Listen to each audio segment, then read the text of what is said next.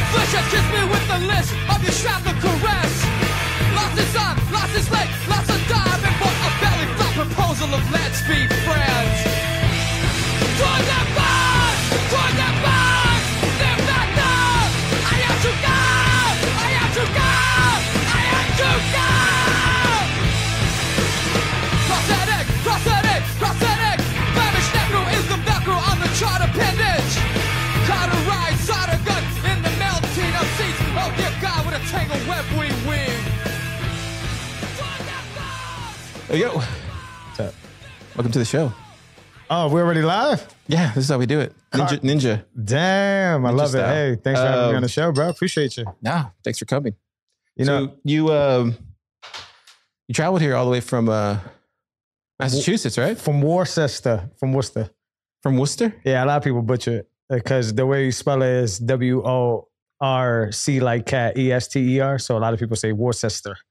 But it's Worcester. Yeah, I come from the Northeast. Landed in Austin the last Thursday, 2 days ago. I don't know when this episode is going to air, but the last Bit Devs, whoever listens to this.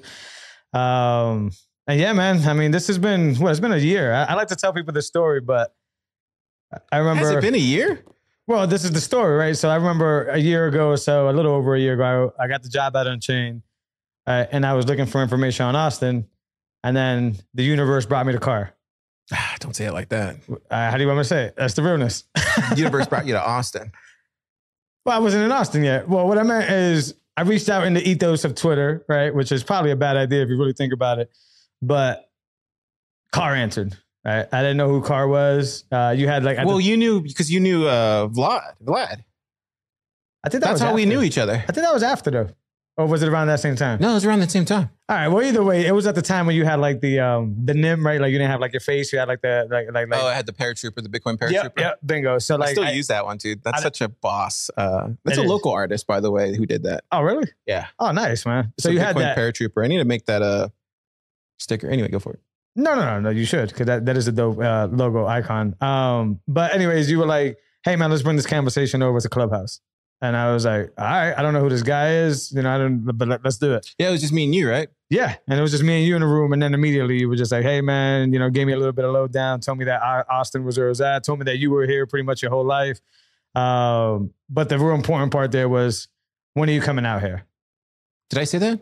Something along that line. Yeah. And I was just like, what? Like, why is this guy being so... I was a little creeped out, to be perfectly frank with you. What, to tell you to come out here, or... No, just the fact that like where I'm from, you don't really that I guess Southern hospitality is not really a thing. Obviously, it's in the Northeast. Yeah, I get that. So I was a little bit hesitant. I was like, this guy's kind of up to shadiness. I didn't really know what's going on. But you told me, hey, when you're down here, give me a call. We'll sit down, we'll have some dinner, and we'll talk more. And just to fast forward this story, that's exactly what happened. I came out to meet the Unchained team, and then I reached out to you. Even when I reached out to you, I was like, he's probably gonna front on this one. And like you pulled up probably like half hour later, and we went out to eat, and here we are, right? It's one of those things.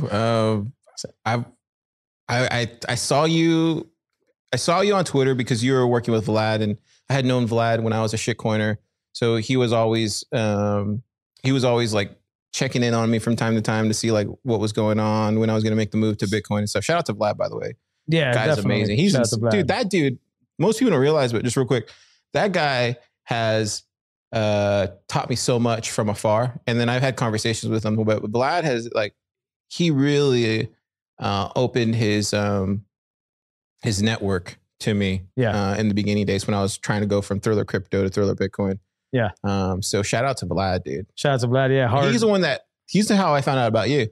He's a hard worker. Shout out to the magazine. He's still doing those prints. Yeah. He sent me that. We have one at Blub Lab. Yeah, I think I had like the original first one, the numbered one. He's the one that inspired me to work on this zine that I'm working on right now. Yeah, he's the reason. But obviously, I can't do it like as badass as he can. Yeah. But he plays instruments and everything, right? Oh, dude, the guy's a multi-talented. He's one of those guys where I don't understand why he doesn't get put on more. Like, I think it's the overseas thing. Well, is that what it is? Well, let me not speak. Maybe the overseas crowd loves him like they love us here, right? But I think a lot of the friction is that like a lot of the U.S. listeners are maybe not listening for that necessarily content. But this is where like I think like our little clique that we have, it's like this Bitcoin underground thing, right? Like it's like me, you, Vlad, and there's like a couple other like base Bitcoiners that have like came up at the same time, and we all know each other, and we all like dig each other's work, and we're always critiquing each other behind the scenes, like how we can improve on and stuff. But these Bitcoin underground. That like group of podcasters, like those are the people I love.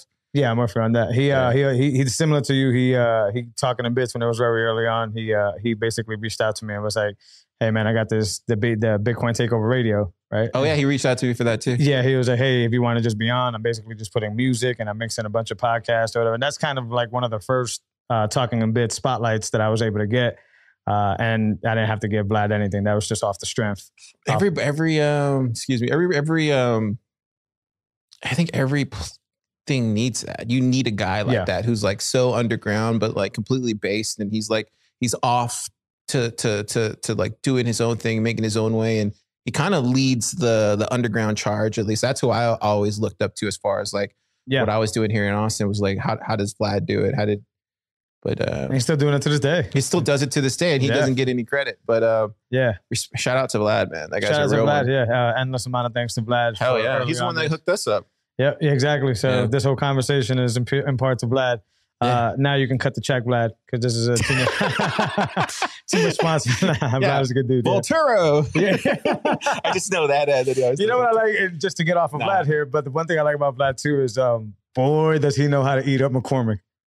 Dude, he hates Peter, right? For really good reason. He wrote a whole article about it, but for really good reason, though. I wonder why, though. Because he sees a lot of the things that most of us see, but I wouldn't say scared to bring up, but like we kind of don't want to engage in it. And Vlad is like, I'm engaging. Like this guy is a charlatan. This guy is a LARP. And Vlad has a lot of good intention behind that. He brought up a really good point earlier in the tweet, too, that I had a comment where it's like, when it comes to Udi's, speaking of McCormick, his most recent McCormick episode. Why is that being blasted all over my Twitter feed? That was Vlad's point, which is like, Bitcoiners, I don't waste my time with shitcoiners. But McCormick gets like 90 million views, right, on this stuff. And it's like, I agree with him. It's like a lot of Bitcoiners are just, I don't even think they don't understand what they say. Like they just say shit just to say shit. Yeah. And you can tell on most of them, it's like a lot of LARPing. You know it. You see it all the time. I think that's a reason why I don't really engage much on Bitcoin Twitter. And whoever's listening to this is probably going to be like, oh. Yeah, I've been using Damus lately, bro. Hit me up with Damus, man. I heard you put that up. It's William's project. Yep. It's based off the Nostr protocol. Yep. Super's been messing around with it for like almost a year at this point. But it's finally at a state now where it's like, cool. Now it's actually usable for a normie pleb like me, to use it. Like it's gone past the developer threshold of like, okay, still being iterated. Like, and it's not completely decentralized. So my understanding, it's like only like 15 relays. I could be wrong. Somebody correct me on that, but it's like 15 relays. So like eventually it's going to get to a point where we'll be decentralized, kind of like Bitcoin, but it's still early and it'll be a good part of the stack. Like it'll be like the money stack, the communication stack, which will be Nostr. And then like applications get built on that. And this is where like you look at kind of like Ethereum and how they screwed up, right? Like they did it the completely wrong way. Like they made the token, like they've committed so many sins, right? Yeah. And when I look at the way Bitcoin and Lightning is being implemented, it's like, no, this is how you do it. Like you have Nostr, communication stack, you have Bitcoin, you have Lightning. And this is where you kind of look at these other projects like, I don't want to shit on one of these bigger projects like Impervious, but I love those guys. But please do. It's like, no, but it's one of those things where it's like, and I could be talking out of my element here, but it's like, does it all have to be under one kind of thing? Can it just be broken out? And I don't know. Maybe we'll get two different versions. We'll see that version, and a lot of people will flock to that, and then we'll have this other version. And I think that's kind of where it's going, where it's just like spraying and praying and hoping that one of these things hits that gets out to the mainstream. Now, when you say communication part of the stack, are you talking about like Messenger Direct, or are you talking about like social media? So I'm thinking like if like Damus, for example, right? Like they're going to build out, and I could be wrong, maybe William can correct me on this, but like he's going to build out like, he has like this Twitter thing, looks very similar to Twitter. But then you have like this Lightning implementation to it, right? So you can start doing tips, kind of like you do on Stacker News. This is where like Keon and Oscar, we ate Pluckers earlier. This is where Keon was early and Oscar were early with like value for value and how you build a community around Lightning, and like we can talk about that later. But but with Damus, it's building this communication protocol on top of Nostr, right? Like that's first. Right. And then you get it decentralized enough with enough relays. And we covered this earlier with Super. So go listen to that previous episode. He explains it better than I do. So I'm literally just like parodying what my limited understanding is. And then you have Lightning on top of it, right? And then it gets tipped out through Damus. And then you start seeing the incentives get created. And then that just funnels in more community. Kind of where you're seeing Stacker News right now. It's just up and to the right. And it's like, why does that happen? Well, it happens because like people don't get it. Like it's about community. Yeah. And until these people get it, you're gonna like if people really believe that we're headed to this world where Bitcoin becomes the standard, if we really believe this, then it's gonna come down to like who do you want to do business with? Yeah, you're gonna want to do business with your community. Yeah, and if you don't have a community, then like good luck. Yeah, I don't really think these people believe it though. Really? Whoa. I just don't. It's just their behavior says otherwise. I think people just like say you were eating at a restaurant, right? And you're having civil discussion, but in the background, you see somebody grab their plate and throw it in the face of somebody else, right? Okay. You're gonna leave that conversation that you're having, that serious conversation that you're having. Your focus and attention is immediately going to go to the bullshit, right? To the plate being thrown in somebody else's face. And I think that's what happens with the majority on Bitcoin Twitter.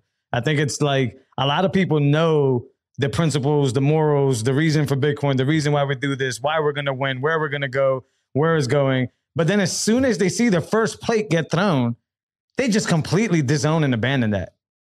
And then they go and they start like just basically just, I like the meme where like the two girls are fighting and the kids in the background smoking the bong. Do you know that meme? Yeah. Yeah, I think that happens the majority of the time. And then people literally just abandon anything, community, anything that they stood for maybe a day or a week ago before. And I think Vlad's point was on that. It's like, fam, are you with the community or are you not against the community? I think your point is that same exact thing. Are you with what you were saying we're doing and what we're working on? Or are you with the shits and the other stuff? It might be just a lot of LARPing, right?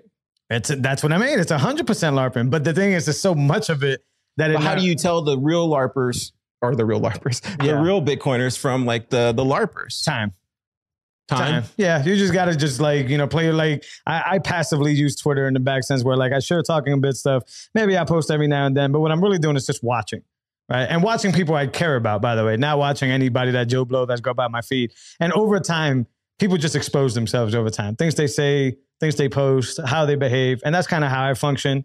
And then it's my decision to either continue to interact with that person, whether it's in business, whether it's in content, or whether it's friendship, or just not. Right. And you're right. The majority of the people end up in the not section because they'll start on this, repeating the mission and being like chat boxes about Bitcoin does this. They'll retweet the 21 million supply cap and freedom fighting technology and all these like cliche things that we talk about all the time. And then you just watch them over time. And then, like I said a little while ago, once the dish flies across the room, they just abandon that. Right. Yeah. And then they just end up in a different arena. Like the McCormack UD episode is a perfect example. And the recent Nick Carter situation with the Bitcoin Maxis is that same exact example. These guys are master marketers. These guys understand how to get attention, how to tilt the whole thing over so everybody starts to lose their mind. And they use that to their advantage. And Bitcoiners, although we know the mission, although we know we're separating money and state, although we know what we're doing, damn it, the majority of people on Bitcoin Twitter just can't help but being in Nick Carter's comments, trying to like talk that man out of being a venture capitalist. Yo, stop wasting your energy. We have a lot to do in Bitcoin. There's so much left to do in Bitcoin. Dude, that's why I don't even use Twitter anymore. You see what I'm saying? And that's why I'm going to move to those. It's a complete joke. It's a complete joke. It really is. And maybe it's my algo, but it doesn't sound like it. It literally is a joke. Yeah. Like it's no longer what it was intended to do. Right? Like this is where Twitter is not going to make it. I'm sorry. This is why but it's just facts, bro. Like we've shifted. Like there was this old world, you know, where we had to, you know, be in these centralized systems. It's done. Yeah. Like it's completely done. I agree. Like Super invented the bull run. And good luck. Good luck, Uber. Like same thing. Like there's Reddit. Good luck, Reddit. Like it's not going to work. It's just kind of funny because like you have all these people like so hoping that these centralized systems will work. And it's just like, no, it's not, dude. It's moved. The ship has sailed. And it's like the sooner people realize that you have to build a community and build decentralized systems and we all have to be open and a protocol, just like Bitcoin. Yeah. Until you get that, you're not going to make it. You probably have already made it and good for you, but you're just not going to, you're not going to be able to continue this grift or continue these LARPing because people aren't going to want you in their community. Right. And like you're already starting to see it now with like Damus and Stacker News. Like people are defecting to those platforms now because like BT has just became I mean, dude, the other day, I forget who it was, but like, it was so fiat, bro. It was so fiat. Like, and I don't know who these people are. Yeah. But it was like a tabloid. And there was like all these like personalities on the tabloid.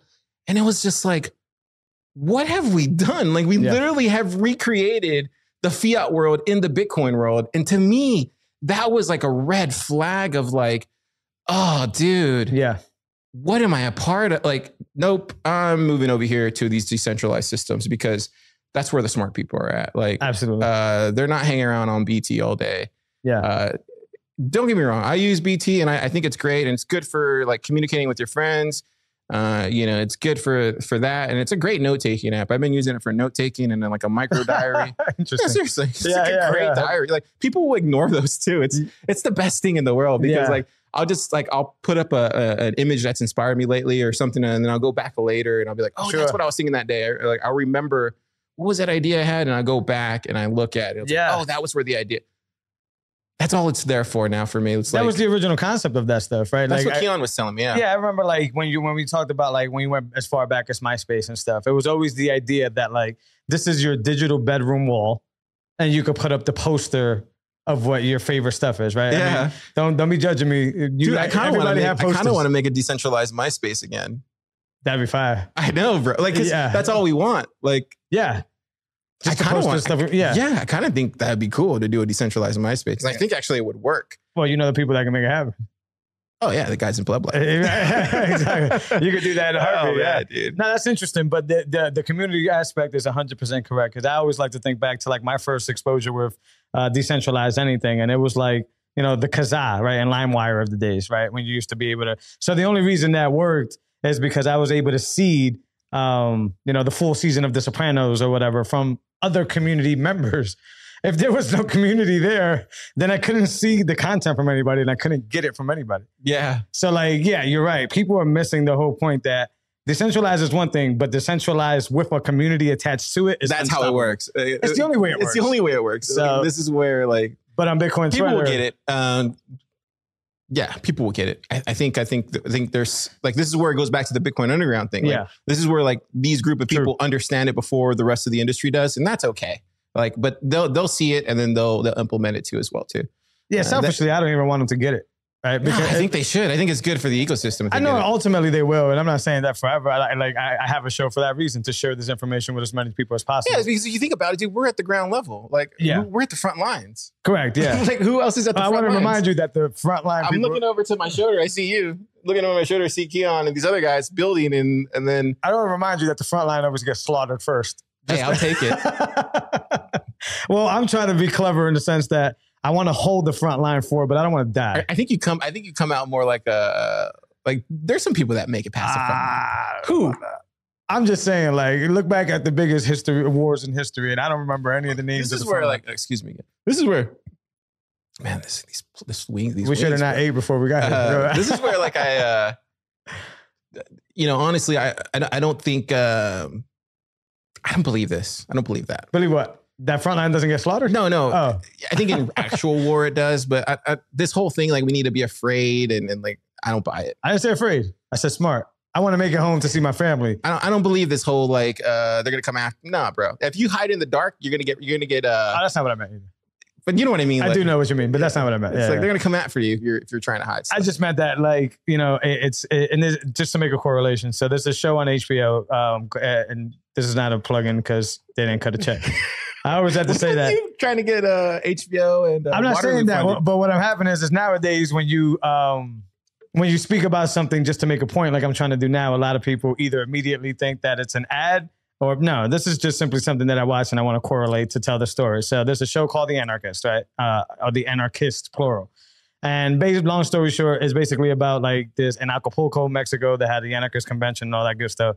But one of those people, and they talk about Bitcoin a lot during this, because Roger Ver was there, it was around that time or whatever. But what happens is ultimately it's like the real, I guess if you want to call it the pleb anarchists that were actually like living the life instead of just talking about it, started noticing kind of what happens in Bitcoin Miami, right? Where it's like, oh, you just got a bunch of business suits up there. Like you guys are not even really honoring what this thing is about or talking about with it. So the pleb anarchists were basically like, oh, these guys that are on stage are not even real anarchists. How come you're not having us go up there and explain to you what it is to live this way and live away from the government and live all this stuff? Instead, you're getting Roger Ver, right? Or you're getting dudes with suits, business people, to go there and explain to you how to be, in this example, an anarchist, or in our example, a Bitcoiner. You're going hard in the paint tonight. Hey, man, I have to. That's my thing. But my point is that our consistent trend that we continue to go here is that like there's people that are really doing this. There's people that are really in the front lines. People that are really grinding and understand it and don't lose that mission. And then there's everybody else. There's Bitcoin Twitter. And then those are the ones those should be the frontliners that get slaughtered, and we should be the ones that are smartly navigating to the bag to be generals, which we will be. I don't even want to be a maybe general. That's a bad analogy. You get it. I think those kind of platforms, like the one in Miami, I think those are great for getting the normies in. Like, I think they all have their funnels, right? Like this kind of thing we were talking about earlier. Like it's like those Miami conferences are made for like a large majority of funnels. Like that's not where you go to like hang out with your friends. I mean, yeah, I guess it's a good vacation, but like that's just for CNBCs and the NBCs and the ABCs so they can look and say and point at the Bitcoiners, like or the crypto people, because now it's like crypto, so it's like that's the crypto people doing their yearly thing, and that's good for everybody because it gets everybody attention, right? But like you're being too nice. It does though, right? It does. Let's work not be way. naive. It does, but at the same time, like you go to these other places like TabConf, you go to Bitcoin Plus for like the developers and the builders who are actually doing the hard work. Then you go to like, you know, the max, I guess you would call them the maximalists now or whatever you call them, BitBlock Boom these days. But like, it's like, that's where you would go for that. It's well, see, I disagree in a small way. You're right. That's how those conferences work. And you kind of pick which one you want to do. But my thing is this, right? If we're talking about a pleb, average 9-to-5 worker, somebody who grinded it out, you could probably only afford to go to one of these. So you're saying there should be a pleb conference? There should be. But what I'm saying is that if you mistakenly choose Bitcoin Miami, right, you're going to end up seeing a lot of suit and ties that are giving you a lot of nonsense, a lot of noise, what I call on the show buffoonery, right? What are you saying, buffoonery? Buffoonery. Buffoons. Yeah, because they're just buffoons. So I don't even know if it's a real word, but I say it on the show all the time. Matter of fact, somebody gave me a boost for that. Shout out to them. Somebody give them a boost right here. Yeah. Let's put a boost up for the buffoonery. But, you know, say you pay, you know, you get to Miami and then, you know, you're trying to find the signal, but because that conference is set up that way, you find no signal. And instead you find lost.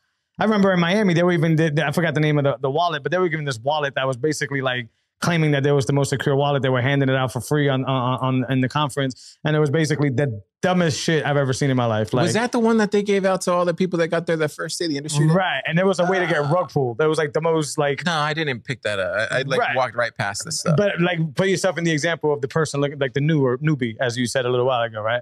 They chose Miami. They spent, let's say, 2-3 weeks worth of... I didn't know that was a rug pull wallet. Privacy-wise, it was. I mean, I don't know if the company was actually rug pulling people, but if you put your Bitcoin on that wallet, you probably don't have Bitcoin anymore. That's not good, man. So they see what I'm saying? And that was sponsored. I actually read a big article about this. That was the sponsors who brought them on there and allowed them to give that wallet out was Bitcoin Magazine. That's bad luck, right? So like, I know Bitcoin Magazine also does great things, but we have to call a spade a spade. And if you only had enough money to either make it to TabConf or to Miami, and you chose Miami for whatever reason, You probably got a lot of bullshit out of that Miami conference that didn't do anything towards your journey. A lot of noise and no signal. So my point is those conferences, they shouldn't be designed like that because the real plebs, maybe like the Matt Odells of the world that were in the opposite stage, right? That were running their own stuff. That's where I was thinking. I was thinking on the open source stage. But we're thinking about the newbie here. When I think about Carr, the guy who knows, or the guy that's based or whatever, and maybe some newbies did carry over. But when the newbies come in, they get bombarded with Michael Saylor and blah, blah, blah. All right, you heard it here first. Me and Jose are doing a pleb conference. Let's do it. Yeah, like we need a place where, like, if you spend 3 weeks worth of paycheck, and it shouldn't even cost that much anyway. It should be like $5. But we're talking about travel and everything, right? Some things that are out of our control, out of the conference's control. It wouldn't be that hard to do it. Hotel rooms and everything? All right, well, Carr's trying to drop it to $5. Oh, you know what I mean. Like, I would do it for free. The ticket for the show should be cheap. Yeah. But maybe it's like a BYOB, bring your own, or BYOL, bring your own lunch. Right, we all sit around like plebs. But you and I can't cover hotel rooms. I'm sorry. Well, I can't. We'll have like cardboard in the background. This is the line. It's like super pleb, bro. That'll give more signgle. Right? It would just be like somebody up there with a microphone. It'll look like a rally or something. It would be a real microphone. It'd be like the old wrestling microphone. Pleb conf, you heard it here first. Yeah, but that'll be a lot more signal. And the thing is the thing I worry about is that the reason I go, I guess, on what people will call tangents on my show is because I care so much that a lot of people, especially, you're passionate, man. Yeah, a lot of newbies are coming in and they're getting wrecked because the majority of the attention is being given to the suit and ties. And back to the example of the anarchists, to like the dudes that didn't know nothing about anarchy, but were there because they were. So how do they find you then? That's a good question. And that's a constant battle. Obviously we already know word of mouth, doing stuff like this, podcasts like this is the best way to do that. Because I would say go find me on Twitter, but I don't even know if your algorithm is going to show me to you. Right. So I don't. Right. So I hardly even see yours. No. Yeah. Likewise. I barely see. And I don't know why. It would be like, we are like literally like if we're under this concept that. I need to turn on the bell for you. Yeah. What's the bell? Where you turn on the bell so you can see every tweet. Oh, I was like, man, if you're going to go. Oh, you mean like in this show? Oh, yeah. No. Yeah. Every cuss, dude, you're going to have like 100. Yeah. Maybe that's the way to do it. Maybe we should do that. But why do we have to do that? It's because Twitter's broken. Right. But if they're supposedly snooping into our phones, they know that we have each other's contacts. They know that we talk to. You should be, and I should be the first people we see when we log on Twitter. Yeah, that is weird, right? But it's, once again, it's all about, like you said, crypto. It's all about a bigger initiative that isn't about getting you signal. And then my big thing is I'm not going to waste energy on other stuff either. Right. So like in those Nick Carter examples, like I know marketing. I know, like did you ever watch wrestling when you were growing up? Yeah, a little bit. All right, right. Where in wrestling, you pick your favorite wrestler, Stone Cold Steve Austin, whatever, just to be easy, or The Rock or whatever, right? Like the script had them to be the good guy. Eventually they did something wrong that made him the bad guy and the fans hated it. Boo, boo. And then eventually the story narrative changed again for them to be the good guy again. Oh, you're saying like Bitcoin Twitter is like wrestling? I'm saying that a lot of these guys that are smart, like the Nick Carters of the world, those guys know that. And they know that if they go out and they could become, boo, the bad guy, Bitcoin maximalist, or this and that, they're getting hundreds and thousands of likes, comments, tweets, their face, their comments, their posts. They're getting all this. And then you'll see. Give it some time because as we were saying in this combo, he'll come back. People shift their narrative when the plate is thrown. They'll forget all about it. Nick Carter will come back, do something supposedly great for Bitcoin. Hey, man, it works because people are really dumb. They're extremely dumb. And I think that should be the name of this episode. People are extremely dumb. We don't have the name. We don't do names. Sure, okay, cool. Well, we don't have names. It's literally just like pleb talk with Jose. It is. You're right. Yeah, I follow it. I like the show, by the way. So it's an honor to be here. I know I said that in the beginning, but I'm being honest, man. Like I value everything you do. And these conversations are. No, these are the ones that we have like when we're eating and stuff. So it's like, it's funny to hear it here and then let everybody else hear what we talk about. Exactly. Craziness. Exactly. And hopefully, we'll do a more Austin. We can talk about Austin a little bit more. No, what brings you to Austin, man? Let the plebs know that you're new in town. What's going on? Are you just visiting? It's a heavy question. There's a lot. I'm not visiting. I have we're staying here now for good. What? Yeah. Heard it here first. Heard it Ladies first, and gentlemen. Yeah. Jose Talking to Bits is coming to Austin. Yeah, Talking to Bits. Would you say that I brought you to Austin? A big piece of that. I'll take it. Yes, a big piece of that. You're welcome. You should all be welcome because there's going to be some big things that are coming out of this. That's a heavy question. First of all, I'm living out of my suitcase, so which a lot of plebs do anyway. So now I feel like I'm more plebbish. But you brought the whole fam too, right? Right. So I brought the whole fam. So So opportunity I work out here. That's a big piece of it. My relationship with you, and yeah, that's pretty much it. Is opportunity, my relationship with you, and the fact that I have a safe employment out here, as far as I can know, which gives me somewhat of a better tramp or net to land on if anything were to go wrong, which I don't expect anything to go wrong. Is it a Bitcoin company you work with? Oh yeah, y'all know there's an Unchained shirt right here. Unchained Week. Oh, okay. I didn't know if everybody knew that. These are actually exclusive to anybody who was. Oh, Unchained Week. I remember Unchained Week last November. Yeah. So, but this is because I'm living out of a suitcase. Have you talked to Drew? Is he still around? Drew, Young Drew? Young Drew? Yeah. He's still. I don't know. I will not call him by his. I will not call him that. Yeah. That's funny, Drew. If you're listening, he's definitely listening. Yeah, I'm not calling you Shot 256. I'm not calling you Shot 256. Yeah. Bro. And that's not a diss or anything. It's not. Every time I see him, he's like, Shot 256, man. Yeah. Drew was still not changed. Drew is a great guy. I love that. I love him so much. I call people great kid because I think he's old, young, but he's smart as hell, dude. Exactly. So he's not a kid. He's a grown ass man. But he's a smart dude, great guy, hard worker. That must be said. But I won't call you shy. And that's out of love. That's not out of just any spite or whatever. But yeah, Drew was still good. CTO Drew, CEO Drew, also told me he wanted to come on the show at some point. So that's a big one for me. I have huge respects. But nice, the whole Unchained team, the whole Unchained family is great. Talk about space stuff with him. Yeah, man. Well, I should actually. I got to brush up on my skills. We talked about it earlier. I used to know a lot about the solar system. Now I know very little. Uranus and Venus. That's all I know. But yeah, the Unchained family's here. But like once again, my friendship with you, the respect that you have for me and for what I do, the belief that you instill in Talking a Bits and what I can do. That all should be known here. Obviously, I have confidence in myself, but when you have somebody as successful as Carr, really believing in your product, and this is not like in front of microphones. Like Carr reaches out to me on my personal cell phone and shows me love and says, "Yo, fam, what you're doing is great."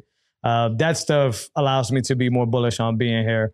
I was telling you on the way driving here to the studio, my wife could have pulled the plug on this at any point in time, and she didn't. So she's a huge reason I'm here as well. Shout out to Irma, man. Yeah, shout out to Irma. She's listening. I love you. I appreciate you. But having people to support you, having people to have your back, even when you think you're doing something out of the ordinary or wrong. I told you, my mom was a mess about this. My mom was really upset, made me upset. Tears, wet works, all that stuff. But I just knew that this is the right thing to do, right? I knew that this is where Jose can be at his very best. And I could work with people that are doing their very best. Well, you're a very intelligent man, and you have a strong family behind you. You have a strong family unit, and grateful for that. I think that's a great foundation, man. And then plus, you have Bitcoin too. So yeah, you have a great foundation. Yeah, and so it's building that nuclear family. We talked about it too earlier when we were having dinner. That compass, right? Like you get really nervous about something, you get really scared about something, and that tends to mean that you're going in the right direction or you should go towards it, right? So I practice or I read a lot of Stoicism, right? And there's this thing that Marcus Aurelius wrote that one of my favorite authors, actually here from Bathstrop, Ryan Holiday, says a lot. I actually have a coin that has this engraved and it's like, I'm a butcher. I'm gonna paraphrase it, but basically, the impediment to action impedes action. What stands in the way becomes the way, right? And that's say that slower. Yep. The impediment to action, which in our example here is fear, right? That's impeding action. Advances action, which is the way you should go. Yeah. What stands in the way, the fear becomes the way, right? And then he ends that with saying the obstacle is the way. Right. He actually has a book. It's a book, yeah. Yeah, right. But this is actually... I think I've read that book. It's one of the... If you haven't read anything... I didn't know he was here in Austin. He's in Bastrop. He's in Bastrop? Yeah. Oh, wow. So yeah, he's been here for 30 miles outside of Austin. I went to Bastrop last time I went. I love it out there. Did you meet him? No, I went to his bookstore though. Oh, wow. Didn't get to meet him. But he's a great guy. You should have him on the pod, man. I should, I should. Out to him. Dang. You should. Yeah, he's. I think he was on Rogan lately. But yeah, he's read Obstacle is the Way. Fantastic. Ego is the Enemy. Is a valuable book. That was another one. Yeah, that's a book that everybody should read. There's like a list of books that I always drop on people. I don't have my phone with me, but maybe we'll get into some other episode. But I actually in my backpack everywhere I go, flights, travel. What are you reading anywhere. right now? Huh? Are you reading anything right now? Was there anything that you were driving on the way over here listening to? I always listen to there's a I forgot the title. It's a Seneca book. It's also Stoic philosophy. It's basically it's an audio version of it by Tim Ferriss. I actually got my phone here. Hold up. So that's what I'd be listening to a lot. I was listening to while you're looking for that. I was listening to two books. There's one by me and Tristan were talking about. It's called like I want to make sure I get the wording right. Maybe I'll just look it up real quick. The Tao of Seneca. The Tao of Seneca? Yeah, the Tao of Seneca. And this is so Seneca is another one of the greatest philosophers. Here, keep talking. I need to plug in this charger. I didn't realize I didn't have the charger on. Yeah, sure. So Seneca is one of the biggest Stoic philosophers, and towards the later end of Seneca's life, he actually wrote a bunch of letters of wisdom to his good friend Lucilius. And those letters basically still exist today. And the real interesting thing about these letters is although they were written to Lucilius, which is his really good friend, they also have a ton of life wisdom in them. Like they're just like loaded with, how to meditate on your mortality, how to be better in crowds, how to be, just a, better mindset. It's just an incredible book. So Tim Ferriss basically got an author to read every single one of those letters to Lucilius. Mm-hmm. And I highly recommend that as a read every single morning to anybody. I've read this book literally hundreds of times. I keep repeating and going back to it. And I also, in my backpack, carry around Marcus Aurelius' Meditations. The Gregory Hayes translation, for anybody who actually wants to pick that up. Actually, it's a black cover with a raven on it. If you pick up Meditations with Marcus Aurelius. Yeah, you've been talking about him for almost a year since I met you. Yeah, since 2018, I've been really deep into Marcus. It's just the thought that, this was the Emperor King of Rome, and still sat down every single night to battle with depression, to battle with anxiety, to battle with fear, to try to be a better person for the community and for the hive. Right? He's big on, what's good for the bee, what's good for the hive is good for the bee, and certain things like that. And, if you think back at Rome and you think about all the tyrannical leaders that ever led Rome, like Emperor Nero and like all these people, they were all tyrants, right? These were like just evil, the evilest of people, literally slaughtering family members, moms, whoever they can get their hands on. And then you get this one guy that practices stoicism from Epictetus from a very young age, right? And that's Marcus, right? And then the events that unfold in Marcus's life. So he goes through one of the biggest plagues ever around in his time. He battles a coups happening inside of his own regime. He has a son that's a tyrant himself. Marcus Aurelius loses 7 of his first 10 children, I believe, to death. He fights the stomach ailment that probably ends up being stomach cancer, and we didn't know about. All these things happen to this guy. Kaiser Soze. I don't know much about Kaiser Soze, but he was a Usual Suspects in the movie The Usual Suspects. Damn, I don't remember much about Usual Suspects. Anyway, I got to go back to that. Keep going. No, well, the thing about that is that like, he had all the reason with his power and with all the things that were happening bad to him to probably be a tyrant himself as well. And instead what he did is he lived for the people, worked for the people, but also wrote to himself. This is the interesting part about meditation. It's literally a diary. You're reading the diary of an emperor, writing to himself and reminding himself, the things that we struggle with, getting out of bed in the morning, right? He has this really long passage about like, what were you here to do? To lay, nice and warm under these sheets, etc. We're getting too deep in the stoicism bag. But the point is that like, history has already shown us how to cope with the things we can't control and how to face fears and how to face obstacles. Ultimately, I'm in Austin because of opportunity, because of relationships, but because boy, was my compass screaming north. Was my compass telling me, this is it. This is the way. This is how you change. Rarely, and I've told this to a lot of people and a lot of friends back home, at the age of 36 that I am right now, rarely do you get an opportunity to transform your life and your family's life overnight, right? Like one decision changes it all.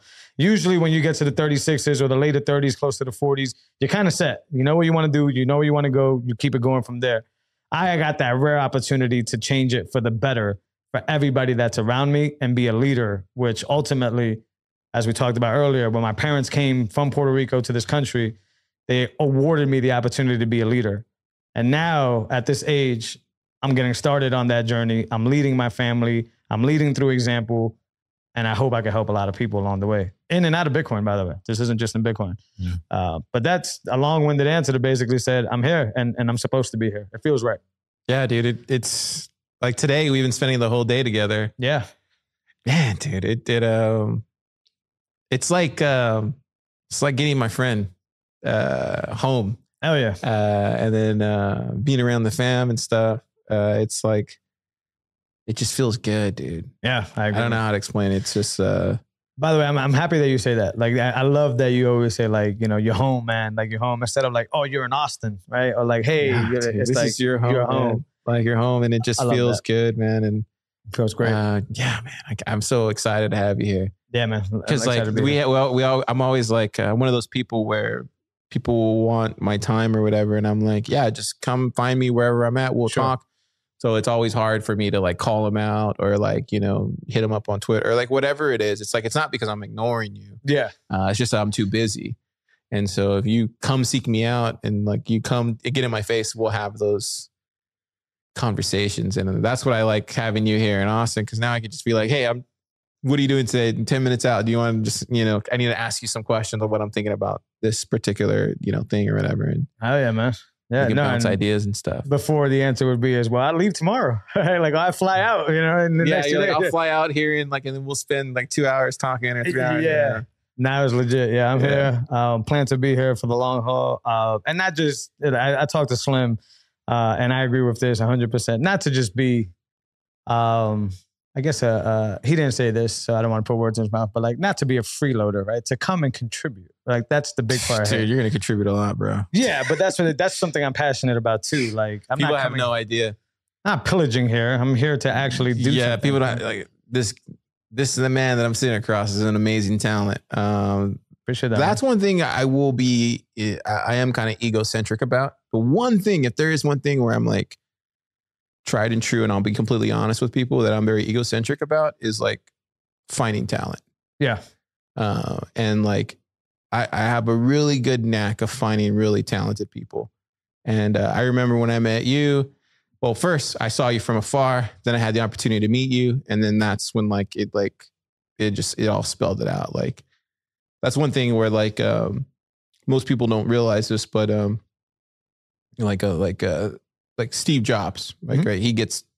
He's like this thing in the space or just like any tech thing. Like people say like, oh, this typical thing, whatever. But most people don't know this thing about Steve was there was one thing that he like really excelled at and that most people don't realize. But like one thing that I really took from him, if anything else, is like he sought talent out. Like he went and like grabbed talent. And not only did he grab talent, he like sat there and waited for them to like get him in his like orbit. And like, that's how aggressive you need to be, is like, you need to go seek talent out, get them in your orbit, lean on them, and eventually they will come and you can then really get them and understand like how their process, and you can really start leveling up. Yeah. He did that with, this is where me and Thomas were talking about it the other day. He did that with Regis McKenna. Regis McKenna was this like, he was like instrumental to the launch of like, to like Intel, to Apple's first personal computer. He did it all. But like Jobs, knowing his industry and knowing how it all worked and like understanding like where the talent was coming from and who was the talent and how to grab them and like all these things, like he went and sought after this guy, McKenna, and like took him like 2 years to get him, but he got him. And then they were able to create the 1984 ad. Like these are the things that like most people don't realize or even like know, or like the average pleb would be like, what does this mean, Car? It means that when you see talent, like help them any way you can, because those are the guys that are gonna those are the guys that need the most help. Right. And that's why when I see you like super talented, I'm like, how do I help this guy? Yeah. Because I just want to be in your orbit. Because I think at some point it's just going to go. Yeah. Right. That second part is huge though. Like it's one thing to know and see talent, but to be likable enough for that talent to care that you exist. Right. Because let's just say in your example, you're trying to help me as much, but if I don't want your help, meaning like I can't do anything about it. You see what I'm saying? But so there's a second part to that, to be like, you're friendly, right? Like I want to be around you. I want to have conversation. We build chemistry, which is a talent in itself, which then allows me to open up my door to say, please help me, right? Because if not, I'm just going to be like, man, get out of here. Like I'll figure it out myself, right? Because that's how we are. We kind of bootstrap it. So you have a superpower there in that sense that, Steve Jobs probably had, a bunch of different people have, but I wouldn't just say it as easy as like, I could just spot talent and that is what it is. It's the second part of that. It's to be able to spot the talent, help cultivate the talent so you could be in that vicinity. Because if not, I just want to learn from you. Sure. Like, I want to learn from all these people. Like, and that could be the selfish reason why. The Logans, like everybody. I just want to learn so I can like get my just like leveling up your intelligence. Like it's a free education. Absolutely. Like, most people don't like. Most people see people and they're like, oh, that like, how do I make money on them, or how do I take advantage of, or like, how do I do this, or how do I get my way, dude? That's so fiat mindset, bro. That is like, how do I just be around you so I can absorb what you've learned along the way? Right. Like what mistakes I can avoid, and then I can go and run with that. Like that's all I want to know. Yeah. Like, and then like some people won't want to give you that. Right. And you'll find that's very rare. Yeah. Very rare. Especially in Bitcoin. It's very rare. Right. Most people are open. Yeah. But it's always fascinating to me that people look at befriending people as a one-way street. It's just so like, last century. Yeah, it's that high time preference, basically. It's like the old San Francisco model, right? Like, what's that? Like that's how they were back in the old days. Like it's like dog eat dog. It was just it wasn't like Bitcoin where it's an open protocol and everybody's contributing. If you're open and you're open as a protocol as Bitcoin, then you're going to facilitate that, and other people will gravitate you, and you'll help them along the way. And like that's what it's about. It's about building that out. Like I agree. It's bigger than all of us. If you really believe in it, that's what it's about. Yeah, I agree. Value for value now gets like especially in Bitcoin, a quick thought reference of, oh, that just means that I send them sats or we send each other sats back and forth. But ultimately, since the beginning of the time, what you're explaining is just value for value. You're providing me value so that I can give it back to you, right? And that's the long-term approach. Yeah, but look at how Jesus lived, right? Like Jesus did all these things. Yeah. Slim always says he was the baddest outlaw that ever lived. I think that's a hilarious statement, but it's kind of accurate, right? Like he was against the establishment. They were trying to hunt him down.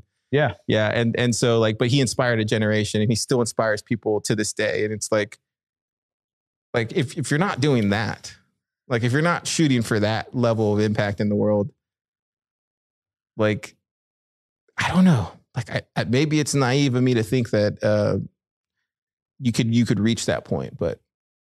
Would you say by definition, Jesus was the first anarchist? I don't know. He was against the state. That's a spicy take. Yeah, that's why I'm asking. I don't know. He was against the state and he flipped out on central bankers.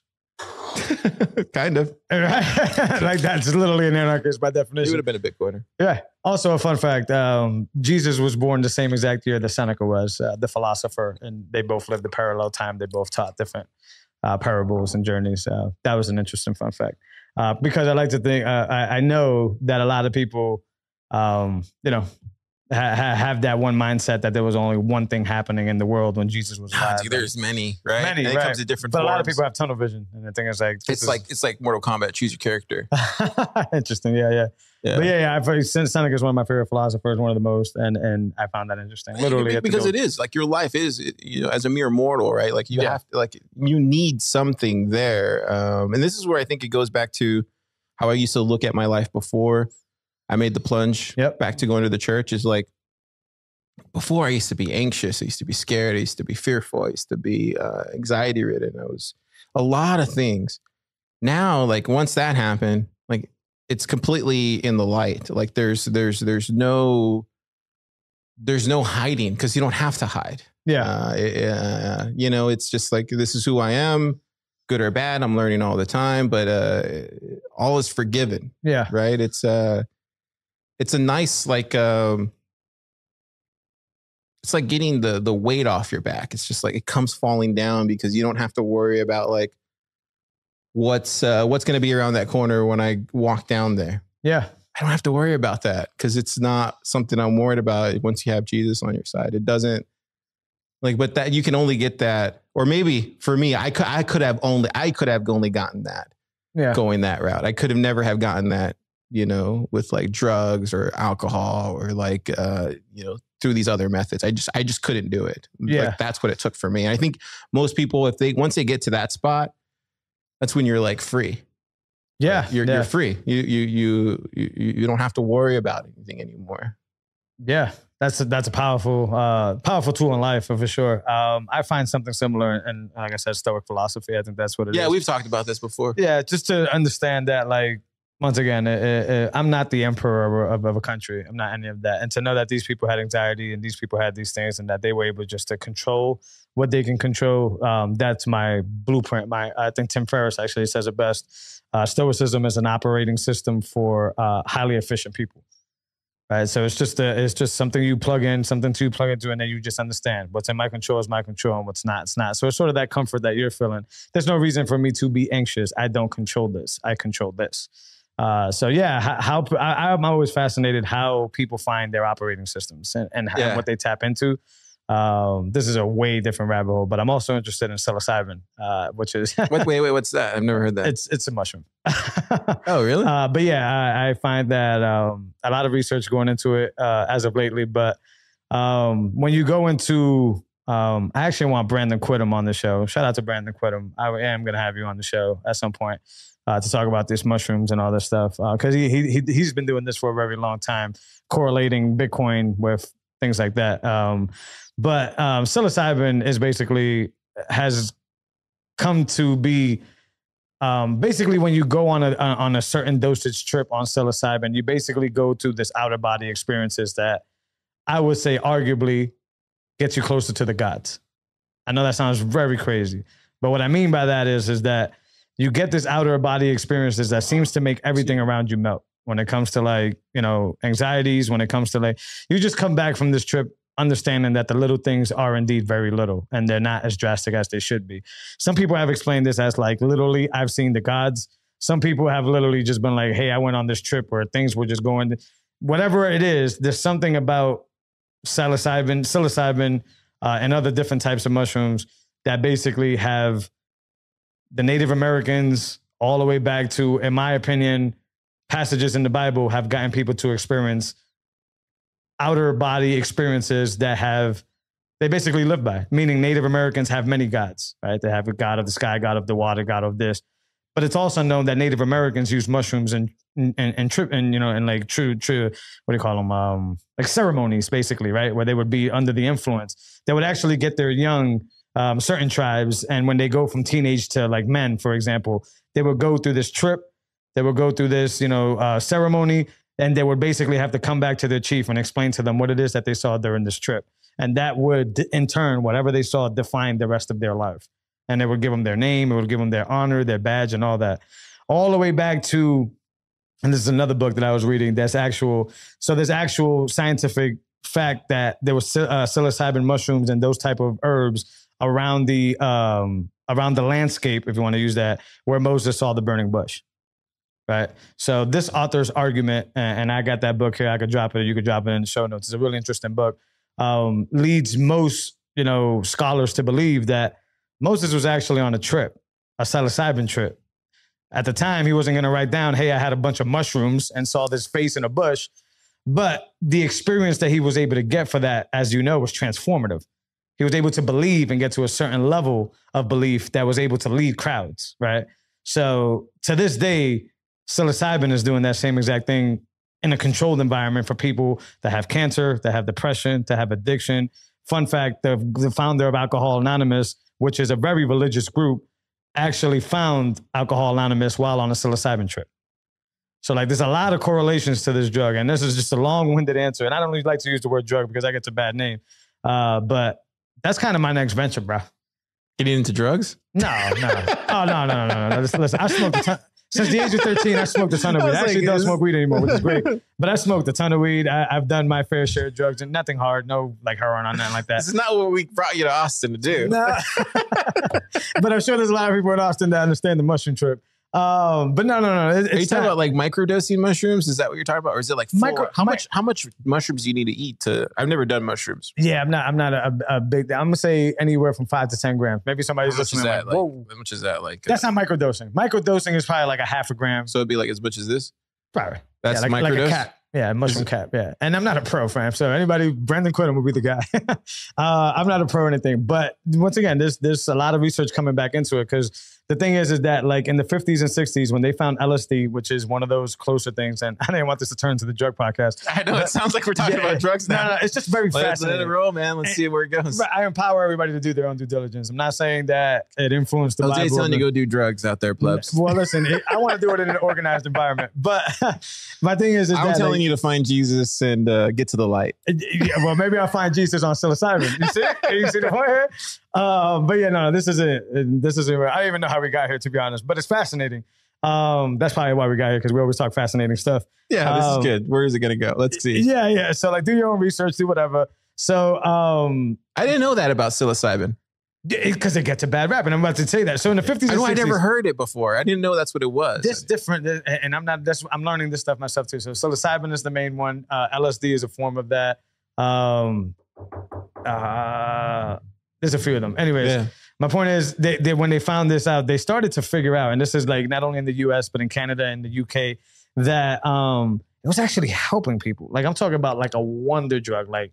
Yeah. Anxiety, like I'm talking about like cancer treatments, like things like that. Like it was just helping people, and they have them on videotape. There's a Netflix documentary on this as well, where they're like, hey, tell me what it is that you're feeling. And the people were just like, I just feel like just different, like delighted and all that good stuff and all that. But it was very effective. And then as us Bitcoiners know, when the government gets involved, it starts to get a bad rap. So around the Nixon days, around the Vietnam War, they started noticing that, and this was the LSD was already like world known as like the wonder drug. It cures people. So they started finding out that where they thought that people weren't going to Vietnam because everybody was on mushrooms.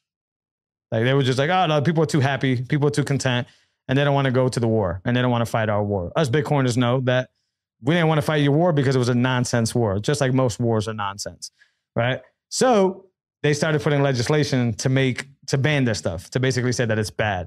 But the CIA was able to continue to use psilocybin and all these type of things to MK Ultra. I know my conspiracy theorist people here know exactly what I'm talking about. So although the government banned it and made it a no drug, they continued to use it as a manipulation tool for various, guerrilla tactics and stuff like that. A 30-year drought went in the research of LSD and psilocybin and all that, meaning it was a no. Colleges couldn't do it. Psychiatrists couldn't do it. It was all gone. And that's why to this day, a lot of people are still like, if I think about mushrooms, maybe you do too. You think about, man, my boy in high school. Like, that's what I think. I know a bunch of dudes, a bunch of white boys in high school that was always on shrooms, right? But at the time, I was always like, oh, that's just another way to get high. Now they're starting to open up this research again. And you can listen to a lot of Rogan episodes. You can listen to the Netflix documentary. Definitely don't listen to me. There's a lot of books on this stuff. It basically is now starting to open itself up in controlled environments, meaning like you can do this in a hospital room with a nurse there to monitor you, to have you go on not a microdose, on an actually induced trip that's actually gonna, once again, stop from depression, stop from anxiety, remove all these things, have outer body godly experiences. And to me, that's extremely fascinating. Like if I could just do that one time, I probably will.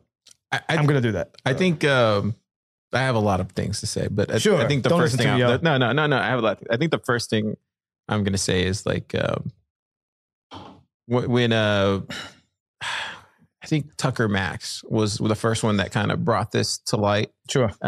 He was on with Marty, and he was talking about like how his go watch that episode, by the way. It's like what's like it's Tucker Max with Marty Bent, and like that was a life-changing to this day I always tell Marty, I think that was the best thing. Yeah. That I think as far as like the podcast that we did there that day with that setup, I think that was like one of my favorite.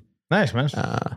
shows we've ever done together. Like that was special. There was something special electric in that room. Like Tucker Max is a force when he walks in a room. Sure. But so go watch that episode because it's very similar to what you're saying about all those things. It's very fascinating. Is that what you mean? Where he brought up psilocybin? I didn't see I don't know if he brought up, he might have. It's been 2 or 3 months since that happened. Okay. But I remember him bringing up like what you said, like it was very well, orchestrated procedure, and it was done in the right setting, and everything was there. And then he had said it was kind of like Inception, where you have this like map, and you're able to pinpoint like this is the part of the map where there is problems that you have there in your life, and then when you dose these things or whatever, it like you can go to that map and go to that neighborhood and go down to that apartment complex or wherever you had those issues, and it could pull it out of you, and it could do things with. That for me, I remember he got me. I left that podcast thinking like, man, or I left that room thinking like, man, I need to stop saying we. And to this day, I still say we. I'm very, very cognizant of that. And you say I. Like it's about me. It's like I am saying these things. I am. It's not we. Yeah. There's no we. You're very French. But we. No, but like that when he explained that in that room that day, I was like, yeah, you're right. I do that a lot. Like, I could be better about that. Yeah. Because it's just like, this is a man who's like lived through a lot of different things, and he knows, like, this is where we go back to earlier conversation about like leveling up. This is where you can get instant leveling up on your way of thinking. It doesn't mean you have to adopt everything that he said, but it's one way it could save you like years of trying to figure it out on your own. Like this is what the human experience is about, is like you telling me what you're going through, and then me either able to convey that right back to you, or me be able to say like, oh, hey, I went through a similar thing like that, and this is what I did, or back and forth, vice versa. Yeah, that is the human experience, for sure. Yeah, man, it's a beautiful thing. It is, man, because of that. Because it saves you the time, right? Like I'm a person, and I've lost a ton of weight before, gained some back, all that good stuff. But my point is that like I'm usually one that has pretty good advice to share because I guinea pig it. I usually do it myself. Oh, really? 1,000%. And because I'm going to put myself through it, I do extensive research on it, like a lot of it. As you can see in that example, there was psilocybin. I talked to you about books. I talked to you about examples. I talked to you about pods. This is hours and hours worth of research before I'm even on the fence of saying I'm going to go on one of these trips, right? And then when I come back from this trip, I'll be here to report it, right? Like that's my thing. But that you're right. I just saved you hours and hours upon time. Are you going to go try psilocybin? Maybe not. And that's not the point here. The point is, at least I'll know what it is when when somebody says, "Hey, Car, do you want some microdose, some psilocybin?" Yeah, exactly. I'd be like, hey, I know what that is. Exactly. And then you could make a better informed decision on like, hey, I trust Jose. You outsource your information to somebody that you trust. Psilocybin telling us today. Yeah, I'm not trying to. This is what I've been there. Besides Bitcoin, that's my usual rabbit hole. And besides, the podcast and stuff, this is my side pocket rabbit hole because in my opinion, if somebody can come to you and say, hey, I can offer you the opportunity to shake anxiety for life. If you just take this one trip, I'm going to do my research, but I think I'm going to take that offer. Yeah, I think for me, anxiety, that's something I definitely had before I became a Bitcoiner. Yeah. These days, like working out, it's kind of what Slim talks about. It's like working out, eating meat, switching to like water, and cigarettes help out for me a lot. Yeah. Tobacco. Getting off of it or staying on them? Staying on it. Like tobacco and like coffee. And I know a lot of Bitcoiners are, talking hard in the paint about coffee these days, but it's like, dude, coffee, cigarettes in the morning, it's beautiful. And then the rest of the day, like meat, water, like, it works. And then just getting like a workout in, if you can fit it in there. To me, it's that simple, but it is. But to others, it's like, oh man, I can't live like that. But I'm a simple man with simple pleasures, Yeah, well, those are the ones that fail usually. No, you're right. On a chemical level, you nailed it. Right? It's eating good food, right? You're getting that good source. Yeah, that's working out, right? So you're doing everything right. And nicotine is incredible. It's the shit that's in the cigarette that's not. But the nicotine itself is great, right? So I'm with you on that. I like that stuff too. And for the most part, even though I'm not in my bag now with those, that's kind of what I land back on every single time. Whenever I'm having a hard time in my life, it's usually back to a workout routine, back to it. So you're 1,000% right. The out of body experience. right? That the one thing, right? Like, I don't know if you ever heard this when you were growing up. I heard you played music. Did you not get an out of body experience when you played music? Like I to this day, you'll see me here. There's been so many times where I'll be down the street over here on Brazos and 6 or wherever I'm at, 6 in Congress with my headphones on, drinking some coffee, and I'm just jamming out, listening. And, you know, whoever it is that's walking by me, they're like, "Car, are you okay?" I'm like, "Yeah, I'm jamming out." Like I'm spaced out. Yeah. It's because like I'm experiencing that out of body experience with the music. And like, that's what gets me there. So I never, you didn't have that? Like, I never played music. I programmed music. I think that's a huge difference, meaning that I don't know how to play an instrument. I know how to program music, right? Okay. Synthesizers, things like that. That's one part of it. I have zoned out in music before, but I also will add the caveat there that for the majority of my life, I smoked a lot of weed, man. So, really? Oh, for sure. I mean, it's maybe a year and a half ago that I really How did this turn into the drug podcast? Okay, this is where it's going. I kind of feel bad because I did not think we were going to talk about this. I don't either, but I love it. All right, so how long did you smoke weed for? This is interesting. From the age of 12, probably to like a year and a half ago. So really, dude? Yeah. On it, I would stop for 6 months periods here and there. Like in my 20s, I remember I stopped for a while. But I always come back to it, man. And for the same cliche answers that most people say, I really do find at the end of a long day, the relaxer of it. Like it's legit, like, right? But when I stop, just like every other thing, when I stop is because I know I'm using it as compulsion, right? So my recent time, a year and a half ago when I stopped, I realized that I started going from like smoking at the end of a long day to smoking in the morning, smoking before a workout, smoking after lunch, smoking in the afternoon, right? And I just saw that in myself where I was like, man, I'm high more than I'm not. Yeah, that's not good. And it wasn't good, right? So I stopped and I haven't done it. So I'm one of those guys. Unless you're like Snoop Dogg who can like be productive and be liked, right? A lot of people don't like you if you smoke a lot of weed. But, you know, at the end of the day, to me, it was like, I've always been, and my brother always, I would think about my brother a lot because he always reminds me of this. I'm very good at the cold turkey stuff. I'm very good with just waking up the next morning and be like, you know what? Yeah, I'm good. So like, I always catch myself on that. And now to me, it's just not appealing anymore, right? Now I have a lot going on that I need to focus on. And ironically enough, it's psilocybin, right? But I'm more interested in that, not for the microdosing, which would be closer to smoking weed all the time, more of that organized one trip outer body to then come back. That's what I'm actually trying to learn about this stuff for. And it's just, did you not take all that stuff like when you were younger? Like, I know like for me, I had mushrooms when I was younger, but I didn't know what I was doing. Right. And I didn't know if it was psilocybin because there's different strains of mushrooms. I didn't know if it was any good. I remember actually having food poisoning from mushrooms once. So like I might have just been doing it wrong. But I've lived a good life. Dude, we were like for myself, like I don't want to speak for the rest of my bandmates back then. They all have families now. But like for me and myself, dude, there were some summers where we would wake up in the morning, like first thing in the morning, we go get like breakfast at a taqueria or something. Then we spend the whole day in the garage and like we trip out, bro. Yeah, man. Like on whatever somebody had, right? Whether it was like weed or whatever. And we just be jamming out the entire time.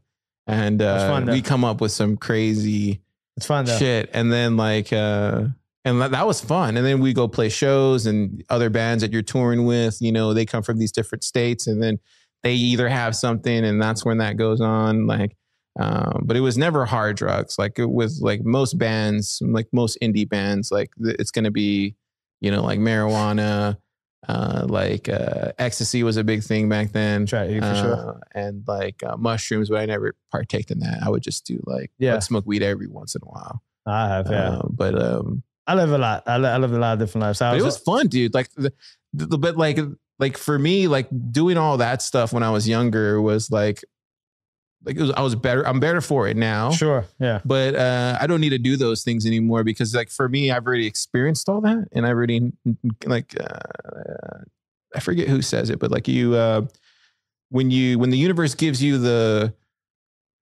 secrets, you know, like when you go out and take these things and you get a higher level understanding about this, like, this zeitgeist that we all pull from, right? Like this, like we're grabbing all these ideas and all this stuff. Like that's, you hang up the phone after that. Like you don't need to go back and like keep playing with it. Like you just grab what you need, hang up the phone, and then you continue on with life. Right.